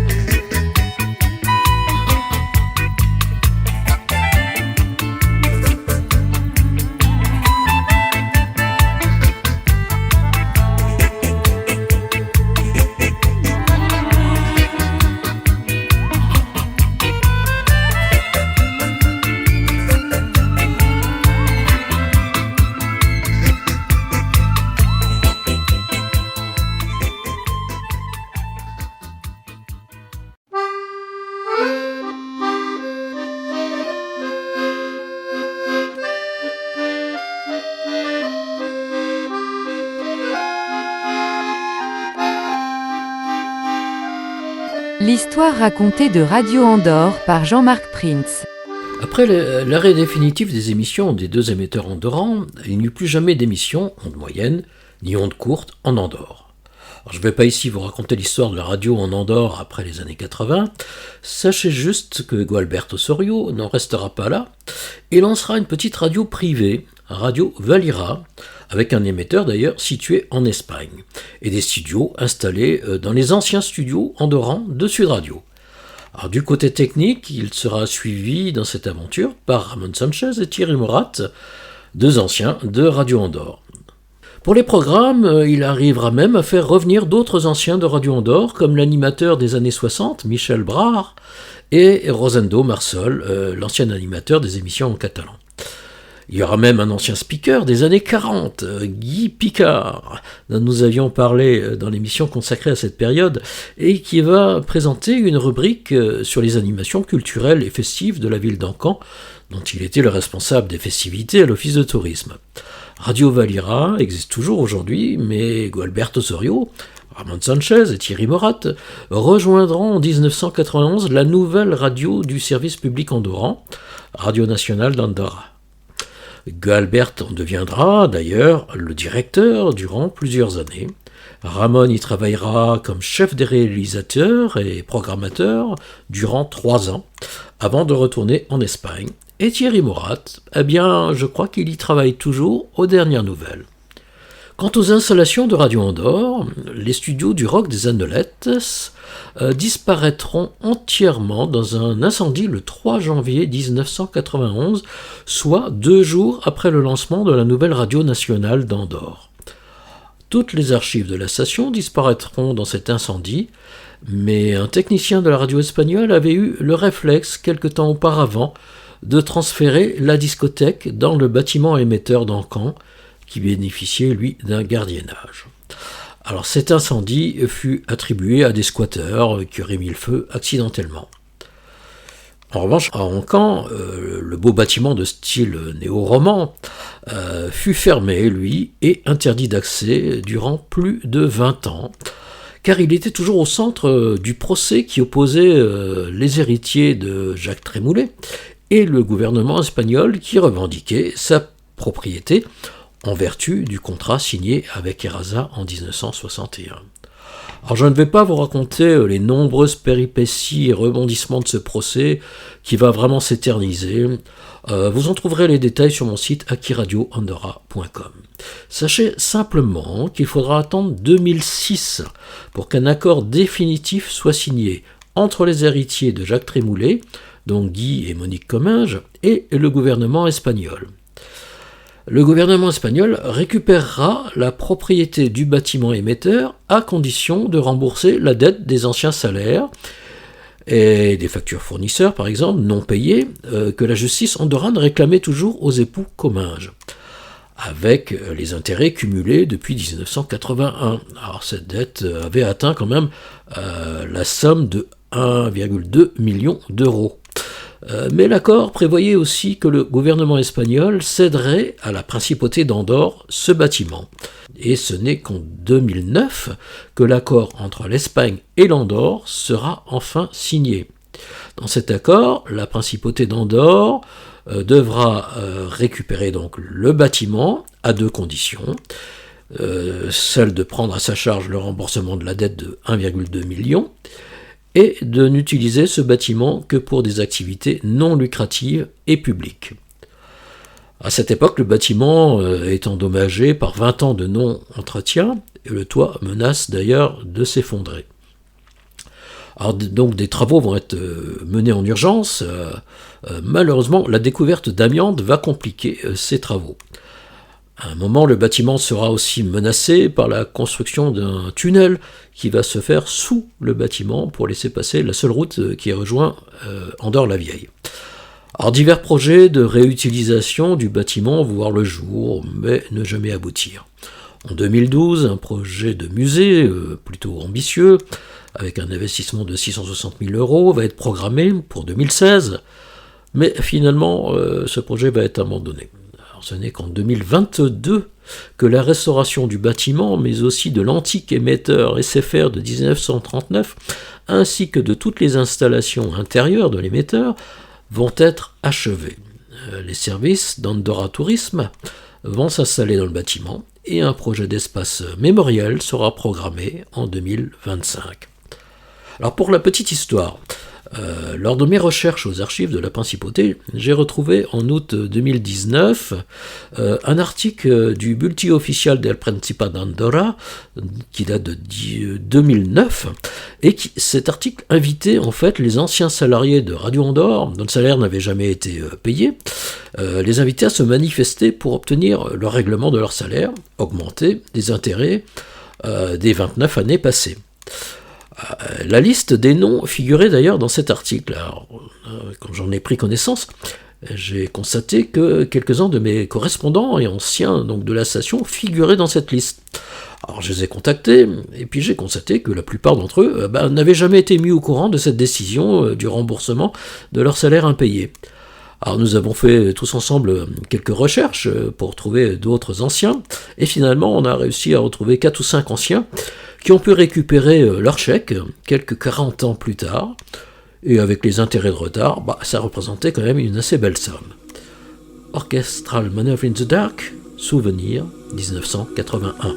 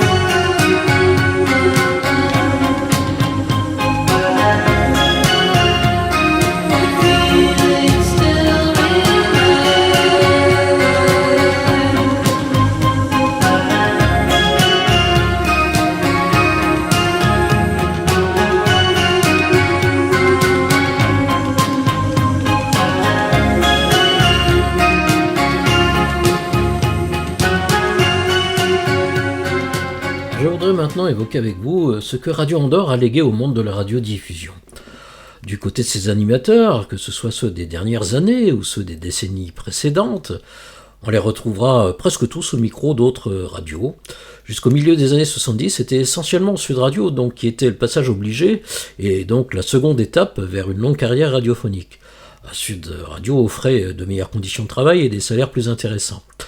Les directeurs de Sud Radio pouvaient juger de l'expérience et du talent des animateurs de Radio Andorre et ouvraient la porte aux meilleurs d'entre eux. Et comme Sud Radio appartenait à la Sophirade, comme RMC et comme Europe 1, le parcours était tracé pour ceux qui n'hésitaient pas à être mobiles et qui avaient fait leurs preuves à Sud Radio. Mais dans les dernières années de la décennie 70 et les premières années donc de la décennie 80, Sud Radio vivait elle aussi une incertitude sur son avenir et n'embauchait plus de nouvelles voix. Lorsqu'elle transféra la totalité de son activité à Toulouse avec l'émetteur de Muret, elle ne pouvait plus diffuser de publicité et donc n'avait plus de recettes. Elle ne put donc pas accueillir les transfuges de Radio Andorre qui venaient de fermer ses portes. Les derniers animateurs de Radio Andorre ne passèrent donc plus par la case Sud Radio. Heureusement, 1981 fut aussi la date symbolique du boom des radios libres en France, et les nouvelles antennes FM vont fleurir par centaines dans toutes les villes de France. Mais pour un animateur professionnel qui vit de son activité, les petites radios associatives ne pouvaient pas leur verser véritablement de salaire. Alors ces animateurs s'orientèrent soit vers les périphériques existantes, et en particulier vers RMC qui était quand même la plus proche, soit vers des structures commerciales qui embauchaient des animateurs salariés, comme les radios qui appartenaient à des groupes de presse ou à des municipalités. Enfin, la dernière possibilité, pour les plus aventuriers d'entre eux, consistait aussi à créer sa propre radio et à essayer d'en faire une affaire rentable. Alors tous les derniers animateurs et journalistes de Radio Andorre emprunteront une de ces trois voies.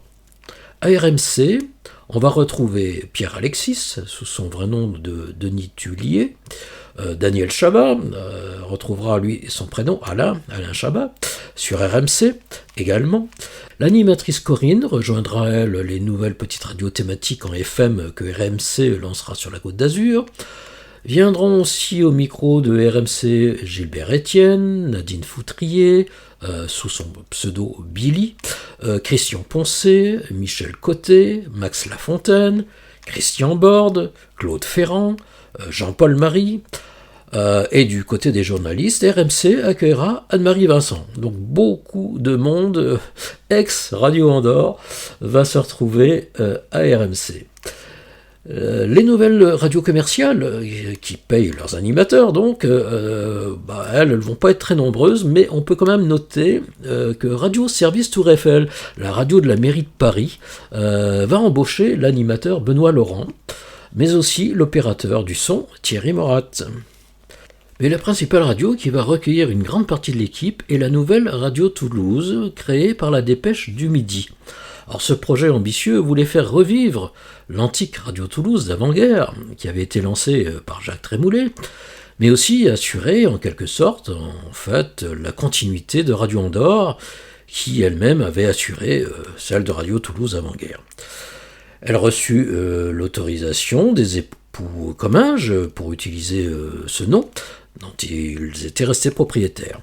Et Radio Toulouse va accueillir à son micro Christian Guillard, qui en deviendra le rédacteur en chef, Olivier Penin, Marc Juvin, Alain Thibault, Jean-Pierre Bonnet, Thierry Luguet. La station finira par rejoindre finalement le réseau Chéri FM du groupe Énergie.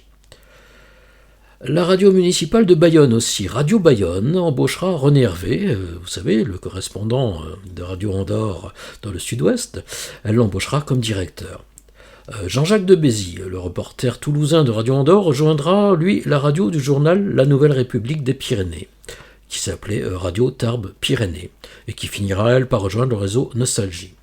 Quant à Robert Marcet, l'historique reporter toulousain, eh bien lui, il va prendre sa retraite. Parmi ceux qui vont créer leur propre radio, la troisième voie donc, il y aura Jean-Paul Merlin, qui va devenir le directeur de Radio Méditerranée Provence à Aix-en-Provence. Et il va embaucher à son micro Thierry Luguet comme directeur des programmes. Et en 1988, cette radio rejoindra, elle, le réseau Nostalgie. Et à Agen, l'ancien reporter de Radio Andorre pour cette région, Jean-Pierre Allot, Jean-Pierre Allot va créer Fréquence 47 et va embaucher lui aussi un ancien de Radio Andorre, c'était Stéphane Lara.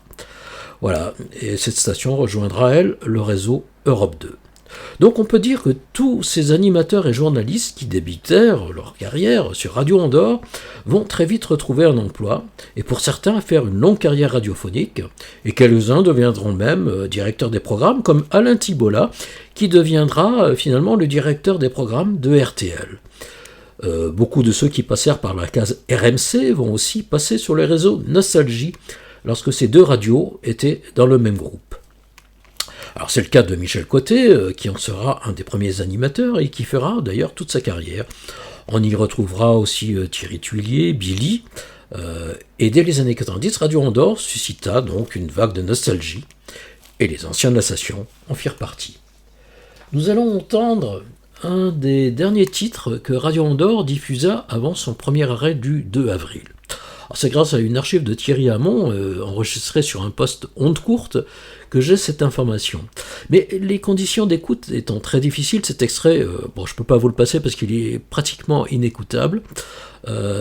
S'il avait été branché sur les ondes moyennes, on aurait entendu le dernier message diffusé par la station avant son arrêt à 21h10.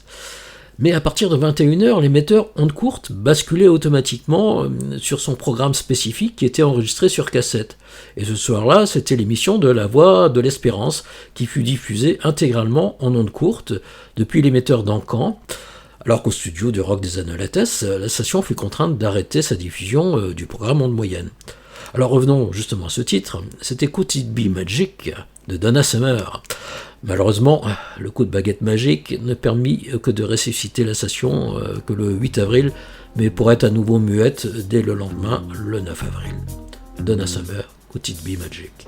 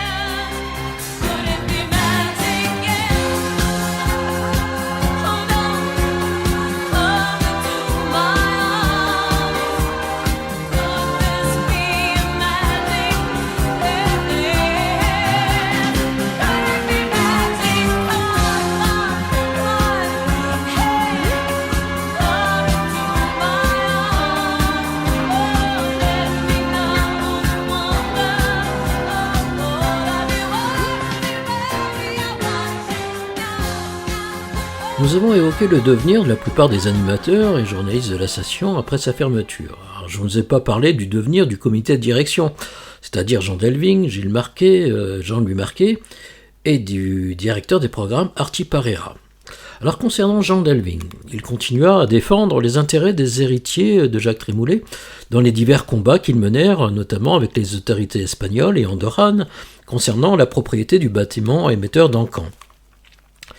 Mais Jean Delving avait 62 ans à la fermeture de Radio Andorre en 1981, et pour lui, plus de plan de carrière à dessiner, même s'il garda toujours une grande vivacité d'esprit et une jeunesse que beaucoup de jeunes pourraient lui envier.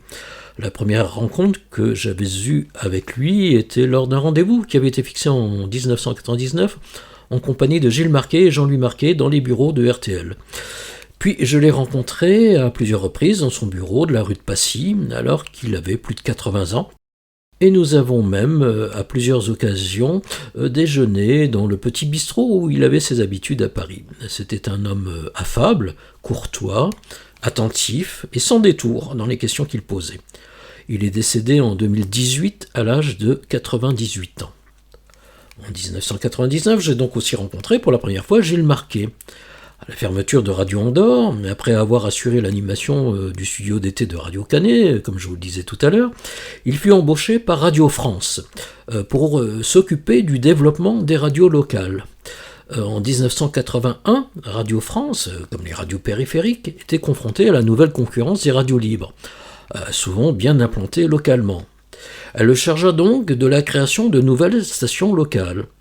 Et en 1982, il sera chargé notamment du lancement de la nouvelle radio de Nice, Radio Côte d'Azur, RCA. Alors, la mission de Radio Côte d'Azur n'était pas simple au cœur du territoire de RMC qui avait lancé un réseau de 4 stations FM locales. Il y avait aussi sur cette région de grosses radios libres qui s'étaient installées sur la Côte d'Azur, sans compter les mini-périphériques qui s'étaient installés à la frontière italienne. Alors pour assurer le succès de la station, il fit appel à d'anciens de Radio Andorre. À l'info, il va appeler Catherine Laurence, mais aussi son mari Alain Le Gouguet qu'il avait rencontré à la Dépêche du Midi. À l'animation, il va faire venir Max Lafontaine, Nicole Simadoré, et même brièvement Arti Parera. Et il va aussi faire confiance à de jeunes talents comme un certain Nagui, qui venait du monde des radios libres et qui fera la carrière que l'on sait.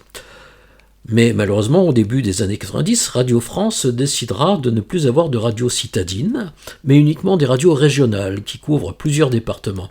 Et RCA en fera donc les frais et fermera ses portes pour laisser la place à une station FIP qui tourne avec une programmation musicale envoyée depuis Paris et quelques infos de service. Donc en 1988, Gilles Marquet, retour aux sources africaines, va prendre la direction de Radio Africa numéro 1, une station française qui émet depuis Libreville au Gabon et qui appartient à la Sophie-Rad. Alors quand on sait la guerre que les frères Marquet avaient menée à la Sophie-Rad, et inversement, on ne peut que rester perplexe devant ce choix. Mais je crois que la Sophie-Rad, tout comme Gilles Marquet, était pragmatique. Les hommes avaient changé à la direction de la Sophie-Rad et ils savaient que Gilles Marquet était l'homme idéal pour prendre la direction de cette radio. Il s'occupera aussi de la création de l'antenne parisienne de cette radio et prendra sa retraite en 1993. Il la passera partagée entre Paris et Nice. Et j'aurai quelques rencontres avec lui dans son domicile parisien. Il décédera malheureusement le 23 décembre 2012. Alors, on ne compte plus les animateurs qui lui doivent le démarrage de leur carrière dans les métiers de la radio. Et son décès va provoquer énormément de témoignages émouvants qui s'exprimeront sur ma page Facebook consacrée à Radio Andorre. Quant à Jean-Louis Marquet, qui fut donc le directeur technique, puis directeur général de Radio Andorre aux côtés de son frère Gilles, il va encore travailler quelques années pour les époux Comminges en installant l'émetteur de télévision aux Antilles, qui devait compléter en fait la dernière radio du groupe Trémoulet, c'est-à-dire Radio Antilles. Mais le 1er janvier 1984, c'est RTL qui va l'appeler pour être directeur technique adjoint, puis directeur technique de RTL. La direction de la CLT, qui contrôlait en fait RTL, avait remarqué les qualités de cet homme lorsque Radio Andorre et RTL avaient travaillé sur un projet commun d'une antenne onde longue, vous vous en souvenez, en Andorre. Voilà pourquoi j'avais rencontré Gilles Marquet et Jean Delving dans le bureau de Jean-Louis Marquet à RTL. Il restera à RTL jusqu'en 1996, date de son départ à la retraite. Quant à Arti Parera, après un passage sur des radios libres comme Stéréo 66 à Perpignan, il va être embauché par Gilles Marquet pour le lancement de Radio Côte d'Azur à Nice. Et ensuite, il va rester à Radio France pour le lancement de nouvelles radios comme Radio France Land à Mont-de-Marsan ou en 1985 de Radio France Orléans. Enfin, il retournera près de chez lui, à Radio France Roussillon, dont il prendra la direction des programmes. Mais il quittera la station pour une retraite prématurée, en raison de conflits internes dans cette station, mais aussi pour des raisons de santé. Il décédera en 2003 à 59 ans.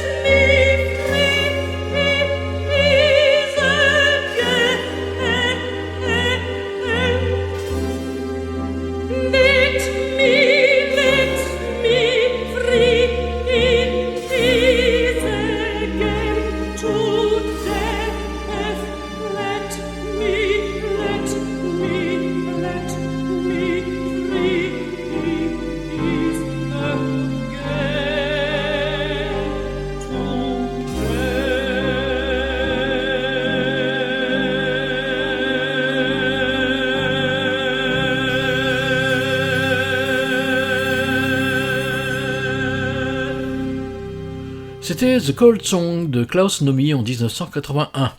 Un morceau un peu funèbre à mon goût, mais qui marquait pour beaucoup le changement de monde dans lequel on entrait à cette époque avec une épidémie qui sera parmi les plus meurtrières de l'humanité et dont Klaus Nomi sera l'une des premières victimes célèbres.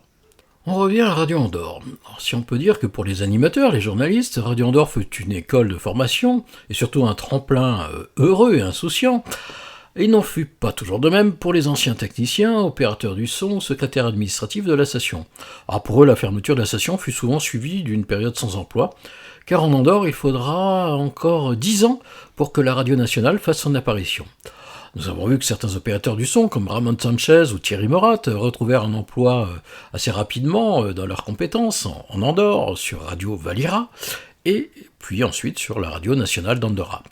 Quelques techniciens qui acceptèrent une certaine mobilité, comme Patrice Lavigne, trouvèrent un emploi à France Télévisions. Mais je voudrais aussi revenir sur le drame que fut cette fermeture pour certains, comme Paul Cousse.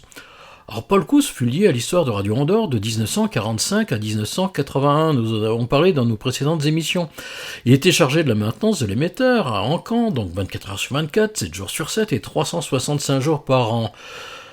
Inutile de vous dire que toute sa vie avait pour cadre donc le bâtiment émetteur, où il était logé avec sa femme Yvonne, et avec ses enfants, puis avec ses petits-enfants. Alors, ses racines, c'était vraiment Radio Andorre, et même d'ailleurs Radio Toulouse avant-guerre.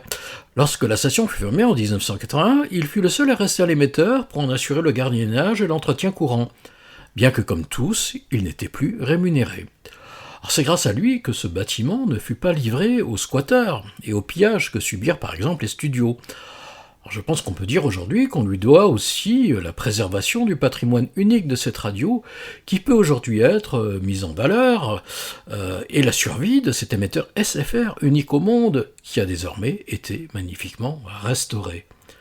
Alors les autorités andorranes qui avaient mis fin à tous les permis de travail du personnel français, contraints de retourner en France, n'avait donc pas réussi à faire le vide complet. Paul Cousse occupait toujours son logement à l'émetteur, mais la propriété de ce bâtiment était en plein litige. Aussi, en février 1982, en plein hiver andorran, les autorités andorranes décidèrent de couper le courant de l'émetteur, ce qui obligea Paul Cousse et sa famille à quitter les lieux en urgence. Pour un homme de 80 ans, on peut donc aisément imaginer le traumatisme que fut cette éviction inqualifiable. Il décédera en 1996 à l'âge de 93 ans. Et si j'avais un souhait à formuler, peut-être, c'est qu'aujourd'hui, alors que les plaies sont refermées et qu'une nouvelle génération plus ouverte sur le monde dirige la principauté, eh bien, j'aurais beaucoup aimé que le nom de Paul Cousse soit mis en avant d'une façon ou d'une autre dans ce lieu qui lui doit en grande partie son intégrité. Plus le temps de trouver tout le temps du courage. Quand j'aurais mis 20 ans à voir que tout était mirage, je tire ma révérence, ma révérence. Quand mon fils sera grand, qu'il n'aura plus besoin de moi. Quand les gens qui m'aimaient seront emportés loin de moi, je leur tire ma révérence, ma révérence.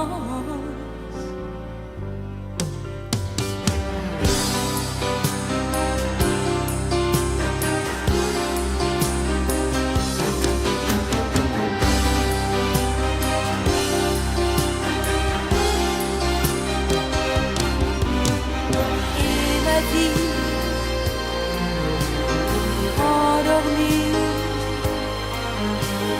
doucement,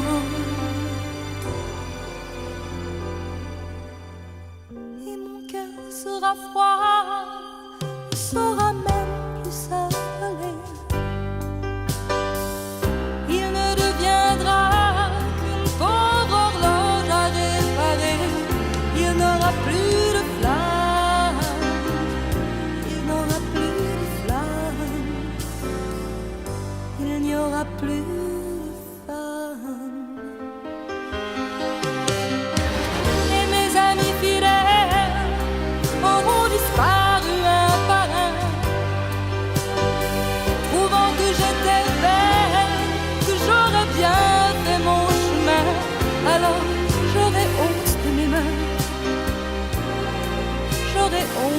les mains.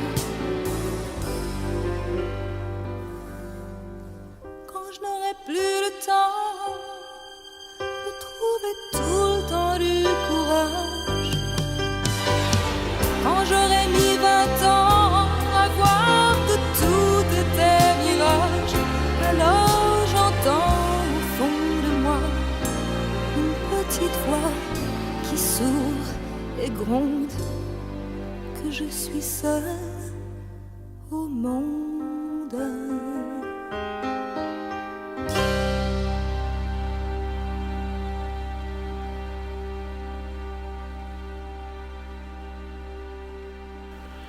Voilà, l'histoire racontée de Radio Andorre se termine avec cette dernière émission. Mais je voudrais aussi vous dire quelques mots sur ce qui a guidé mon travail. Et comme je ne me suis jamais vraiment présenté, en fait, ce que j'aurais peut-être dû faire dès la première émission, je vais quand même vous dire quelques mots sur la relation que j'ai eue avec Radio Andorre, puisque je n'en fus jamais le salarié. Alors, sans entrer dans le détail, c'est dans les années 60... que j'ai eu mon premier contact, on va dire quand même symbolique, avec Radio Andorre. J'étais encore un enfant d'une dizaine d'années, et ma grand-mère paternelle, qui s'appelait Marie Prince, m'avait toujours dit que durant la guerre, elle avait écouté les émissions de Radio Andorre, qui lui apportaient détente et réconfort grâce à son programme musical. Alors, lorsque je passais mes vacances chez elle, dans une grande ferme de la banlieue de Metz, en Lorraine, et comme elle n'avait pas la télé, eh bien le soir, elle nous faisait écouter sur sa vieille radio à lampe les émissions de Radio Andorre qu'on pouvait encore bien capter dans les années 60 en Lorraine. Pour moi, c'était vraiment magique, le son de cette petite principauté inconnue, située à l'autre bout de la France. Ça faisait travailler tout simplement mon imaginaire, mais je pense que c'était aussi le cas de beaucoup d'Européens à cette époque. Puis j'ai grandi, fait des études de commerce, toujours à Metz, et un jour je fus chargé de réaliser un mémoire sur l'histoire des radios périphériques. Alors pour me documenter, je contactais donc les 5 périphériques de l'époque, c'est-à-dire Europe 1, RTL, RMC, Sud Radio et Radio Andorre. Alors toutes m'envoyèrent une petite documentation et un dossier de presse, mais Radio Andorre m'envoya, elle, un gros carton avec des dizaines de photos, ces vieux magazines de programmes, des bobinaux magnétiques, que je pouvais d'ailleurs même pas écouter, faute d'avoir un magnétophone adéquat, mais je fus vraiment impressionné par cette générosité. Et ces documents constituèrent en fait mes premières archives sur la station. Nous étions alors en 1976, j'avais 20 ans. Et l'été suivant, je me rendis en Andorre pour découvrir enfin cette principauté dont j'avais tant entendu parler. Je me souviens très bien, c'était un dimanche. Alors je me rendis à l'émetteur, pensant que c'était là que tout se passait. Mais le bâtiment était inaccessible, et un gardien, alors c'était probablement pas le coup, je peux pas m'en souvenir, m'indiqua que les studios se trouvaient à Andorre-la-Vieille. Alors je m'y rendis, je me garai sur le petit parking à l'entrée de la station, je pénétrai dans le bâtiment qui était ouvert, mais il n'y avait personne. Un bureau d'accueil ouvert, mais vide, et personne pour m'accueillir. Évidemment, c'était un dimanche, comme je vous l'ai dit. Donc, je me suis permis de suivre un couloir, et là, je suis tombé sur un homme attablé qui prenait visiblement son déjeuner, avec une bonne bouteille de rouge et un camembert, ça je m'en souviens bien. J'ai mis quand même quelques minutes avant de me rendre compte qu'on était dans le grand studio que j'avais vu sur les cartes postales. Il y avait bien le piano et la grande cheminée, et je me souviens même plus qui était d'ailleurs cet homme. Je lui ai demandé s'il avait une documentation sur la station, et il me fit signe de me taire car il prit la parole au micro pour annoncer le disque suivant. On était donc en direct, et il était tout seul, et tout le monde pouvait entrer librement. Franchement, je ne revenais pas. J'étais au cœur de cette station mythique, enfin surtout pour moi, avec un mec assez ordinaire qui bouffait son camembert et m'offrit un petit café sorti de son thermos. Alors, franchement, il y a de quoi désacraliser définitivement ce lieu. Voilà. Ensuite, la vie continua. Durant mon service militaire, comme les journées étaient longues et ennuyeuses, et que j'étais dans un bureau avec une vieille machine à écrire, j'entrepris d'écrire l'histoire de cette station Radio Andorre, avec le peu de documentation que je possédais sur le sujet. Puis je mis un peu cette passion naissante de côté, plus préoccupé à construire ma vie professionnelle. Et c'est peut-être 15 ans plus tard, plus précisément en 1991, que Radio Andorre se rappela à nouveau à mon souvenir. Comme quoi, il doit quand même y avoir un lien magique qui me lie à cette station. À cette époque, je travaillais pour une régie publicitaire qui s'appelait AP System et qui exploitait des espaces publicitaires d'une trentaine d'aéroports français. Et j'étais chargé pour elle de négocier les contrats de convention qui nous liaient avec ces aéroports. Rien à voir avec le monde de la radio. J'ai eu un jour un rendez-vous avec le directeur de l'aéroport de Reims qui me reçut dans son bureau. Mais à peine rentré dans son bureau, mes yeux ne se détachaient plus d'une grande photo encadrée au mur, une grande photo en noir et blanc où on voyait un jeune animateur parler dans un micro avec l'inscription « Radio Andorre ». À la fin de notre entretien, je finis quand même intrigué par lui demander d'où venait cette photo et qui était dessus. Et il me répondit que c'était lui lorsqu'il avait 22 ans, donc au début des années 60. Il avait été animateur à Radio Andorre de 1962 à 1964. Ce directeur d'aéroport, c'était Georges Maltot. Et le plus incroyable, c'était que Georges Maltot était passionné aussi par l'histoire de cette station. Alors je croyais être le seul au monde, en fait, on était deux. Évidemment, on a tout de suite sympathisé, et déjeuné ensemble. Ah oui, en France, tout se fait autour d'un repas. Il avait des dizaines de photos que je n'avais jamais vues, et surtout, il avait même des archives sonores. Et surtout, il était resté en contact avec les anciens dirigeants de la station, et en particulier les frères Marquet, Gilles et Jean-Louis Marquet.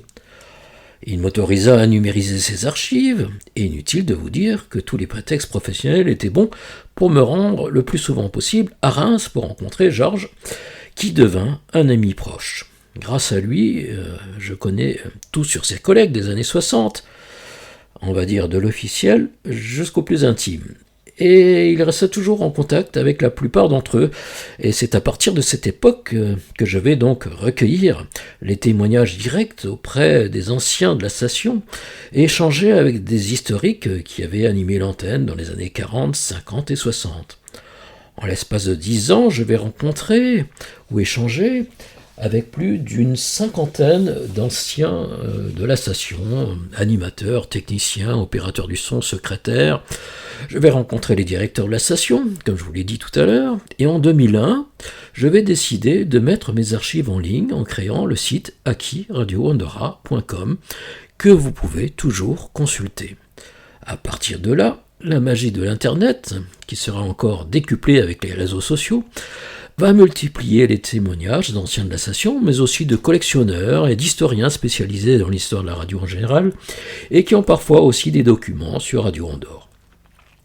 C'est donc aujourd'hui plus de 130 contributeurs qui ont participé, et quelques-uns y participent toujours, à l'enrichissement de mon site. J'aimerais pouvoir tous les citer ici, mais là, ça risque de prolonger beaucoup trop cette émission. Alors vous en trouverez la liste, évidemment, sur mon site akiradioandorra.com dans la rubrique Remerciements. Sachez aussi que depuis 2021, grâce à un ingénieur du son qui est passionné d'archives sonores, mais cet ingénieur du son est allemand, il s'appelle Christian Melling, nous avons mis en place une diffusion mensuelle sur ondes courtes, mais aussi sur YouTube et sur Mixcloud. Alors cette diffusion alterne les témoignages, les interviews, les archives sonores originales à travers diverses émissions, dont celle que vous écoutez en ce moment, qui est donc l'histoire racontée de Radio Andorre, mais aussi Causerie en air ou des émissions souvenirs. Je vais juste vous donner la liste des anciens de Radio Andorre qui ont bien voulu participer à ces émissions depuis 2021. Cela a commencé avec Max Lafontaine, avec Nadine, Michel Côté, Claude Carra, Patrick Aubrelli, Daniel Pirenne, Christian Guillard. J'ai eu aussi la participation, donc comme je vous l'ai dit tout à l'heure, de Jean-Louis Marquet en 2024 pour 2 émissions exceptionnelles. Il y a eu aussi David Gérard, qui continue toujours à nous produire régulièrement des émissions. Jean-Claude Gilles, Philippe Congar, Claude Ferrand, Ramon Sanchez. Bon, j'espère que j'ai oublié personne.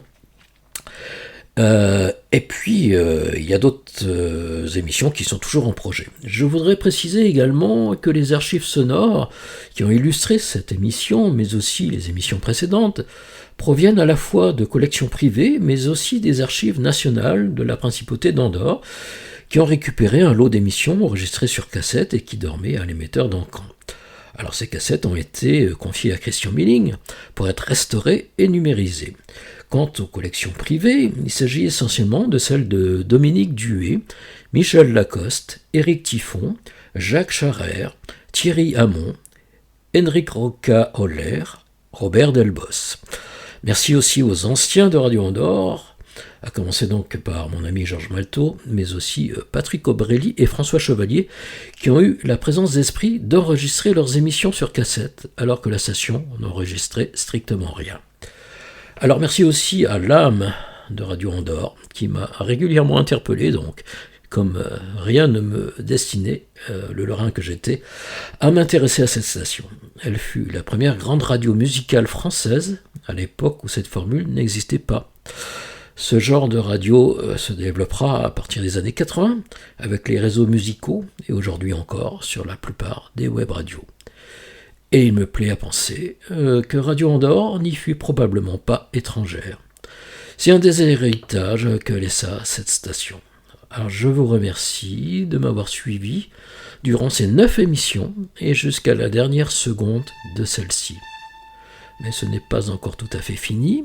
Vous entendez derrière moi la bande originale du film Le Professionnel avec Jean-Paul Belmondo, sorti en salle en 1981. L'occasion pour ceux qui nous suivent sur YouTube de voir défiler les visages de toutes celles et ceux qui furent une voix sur Radio Andorre durant 4 décennies, mais qui furent justement de grands professionnels que cette radio nous laissa en héritage. Je vous souhaite une bonne soirée.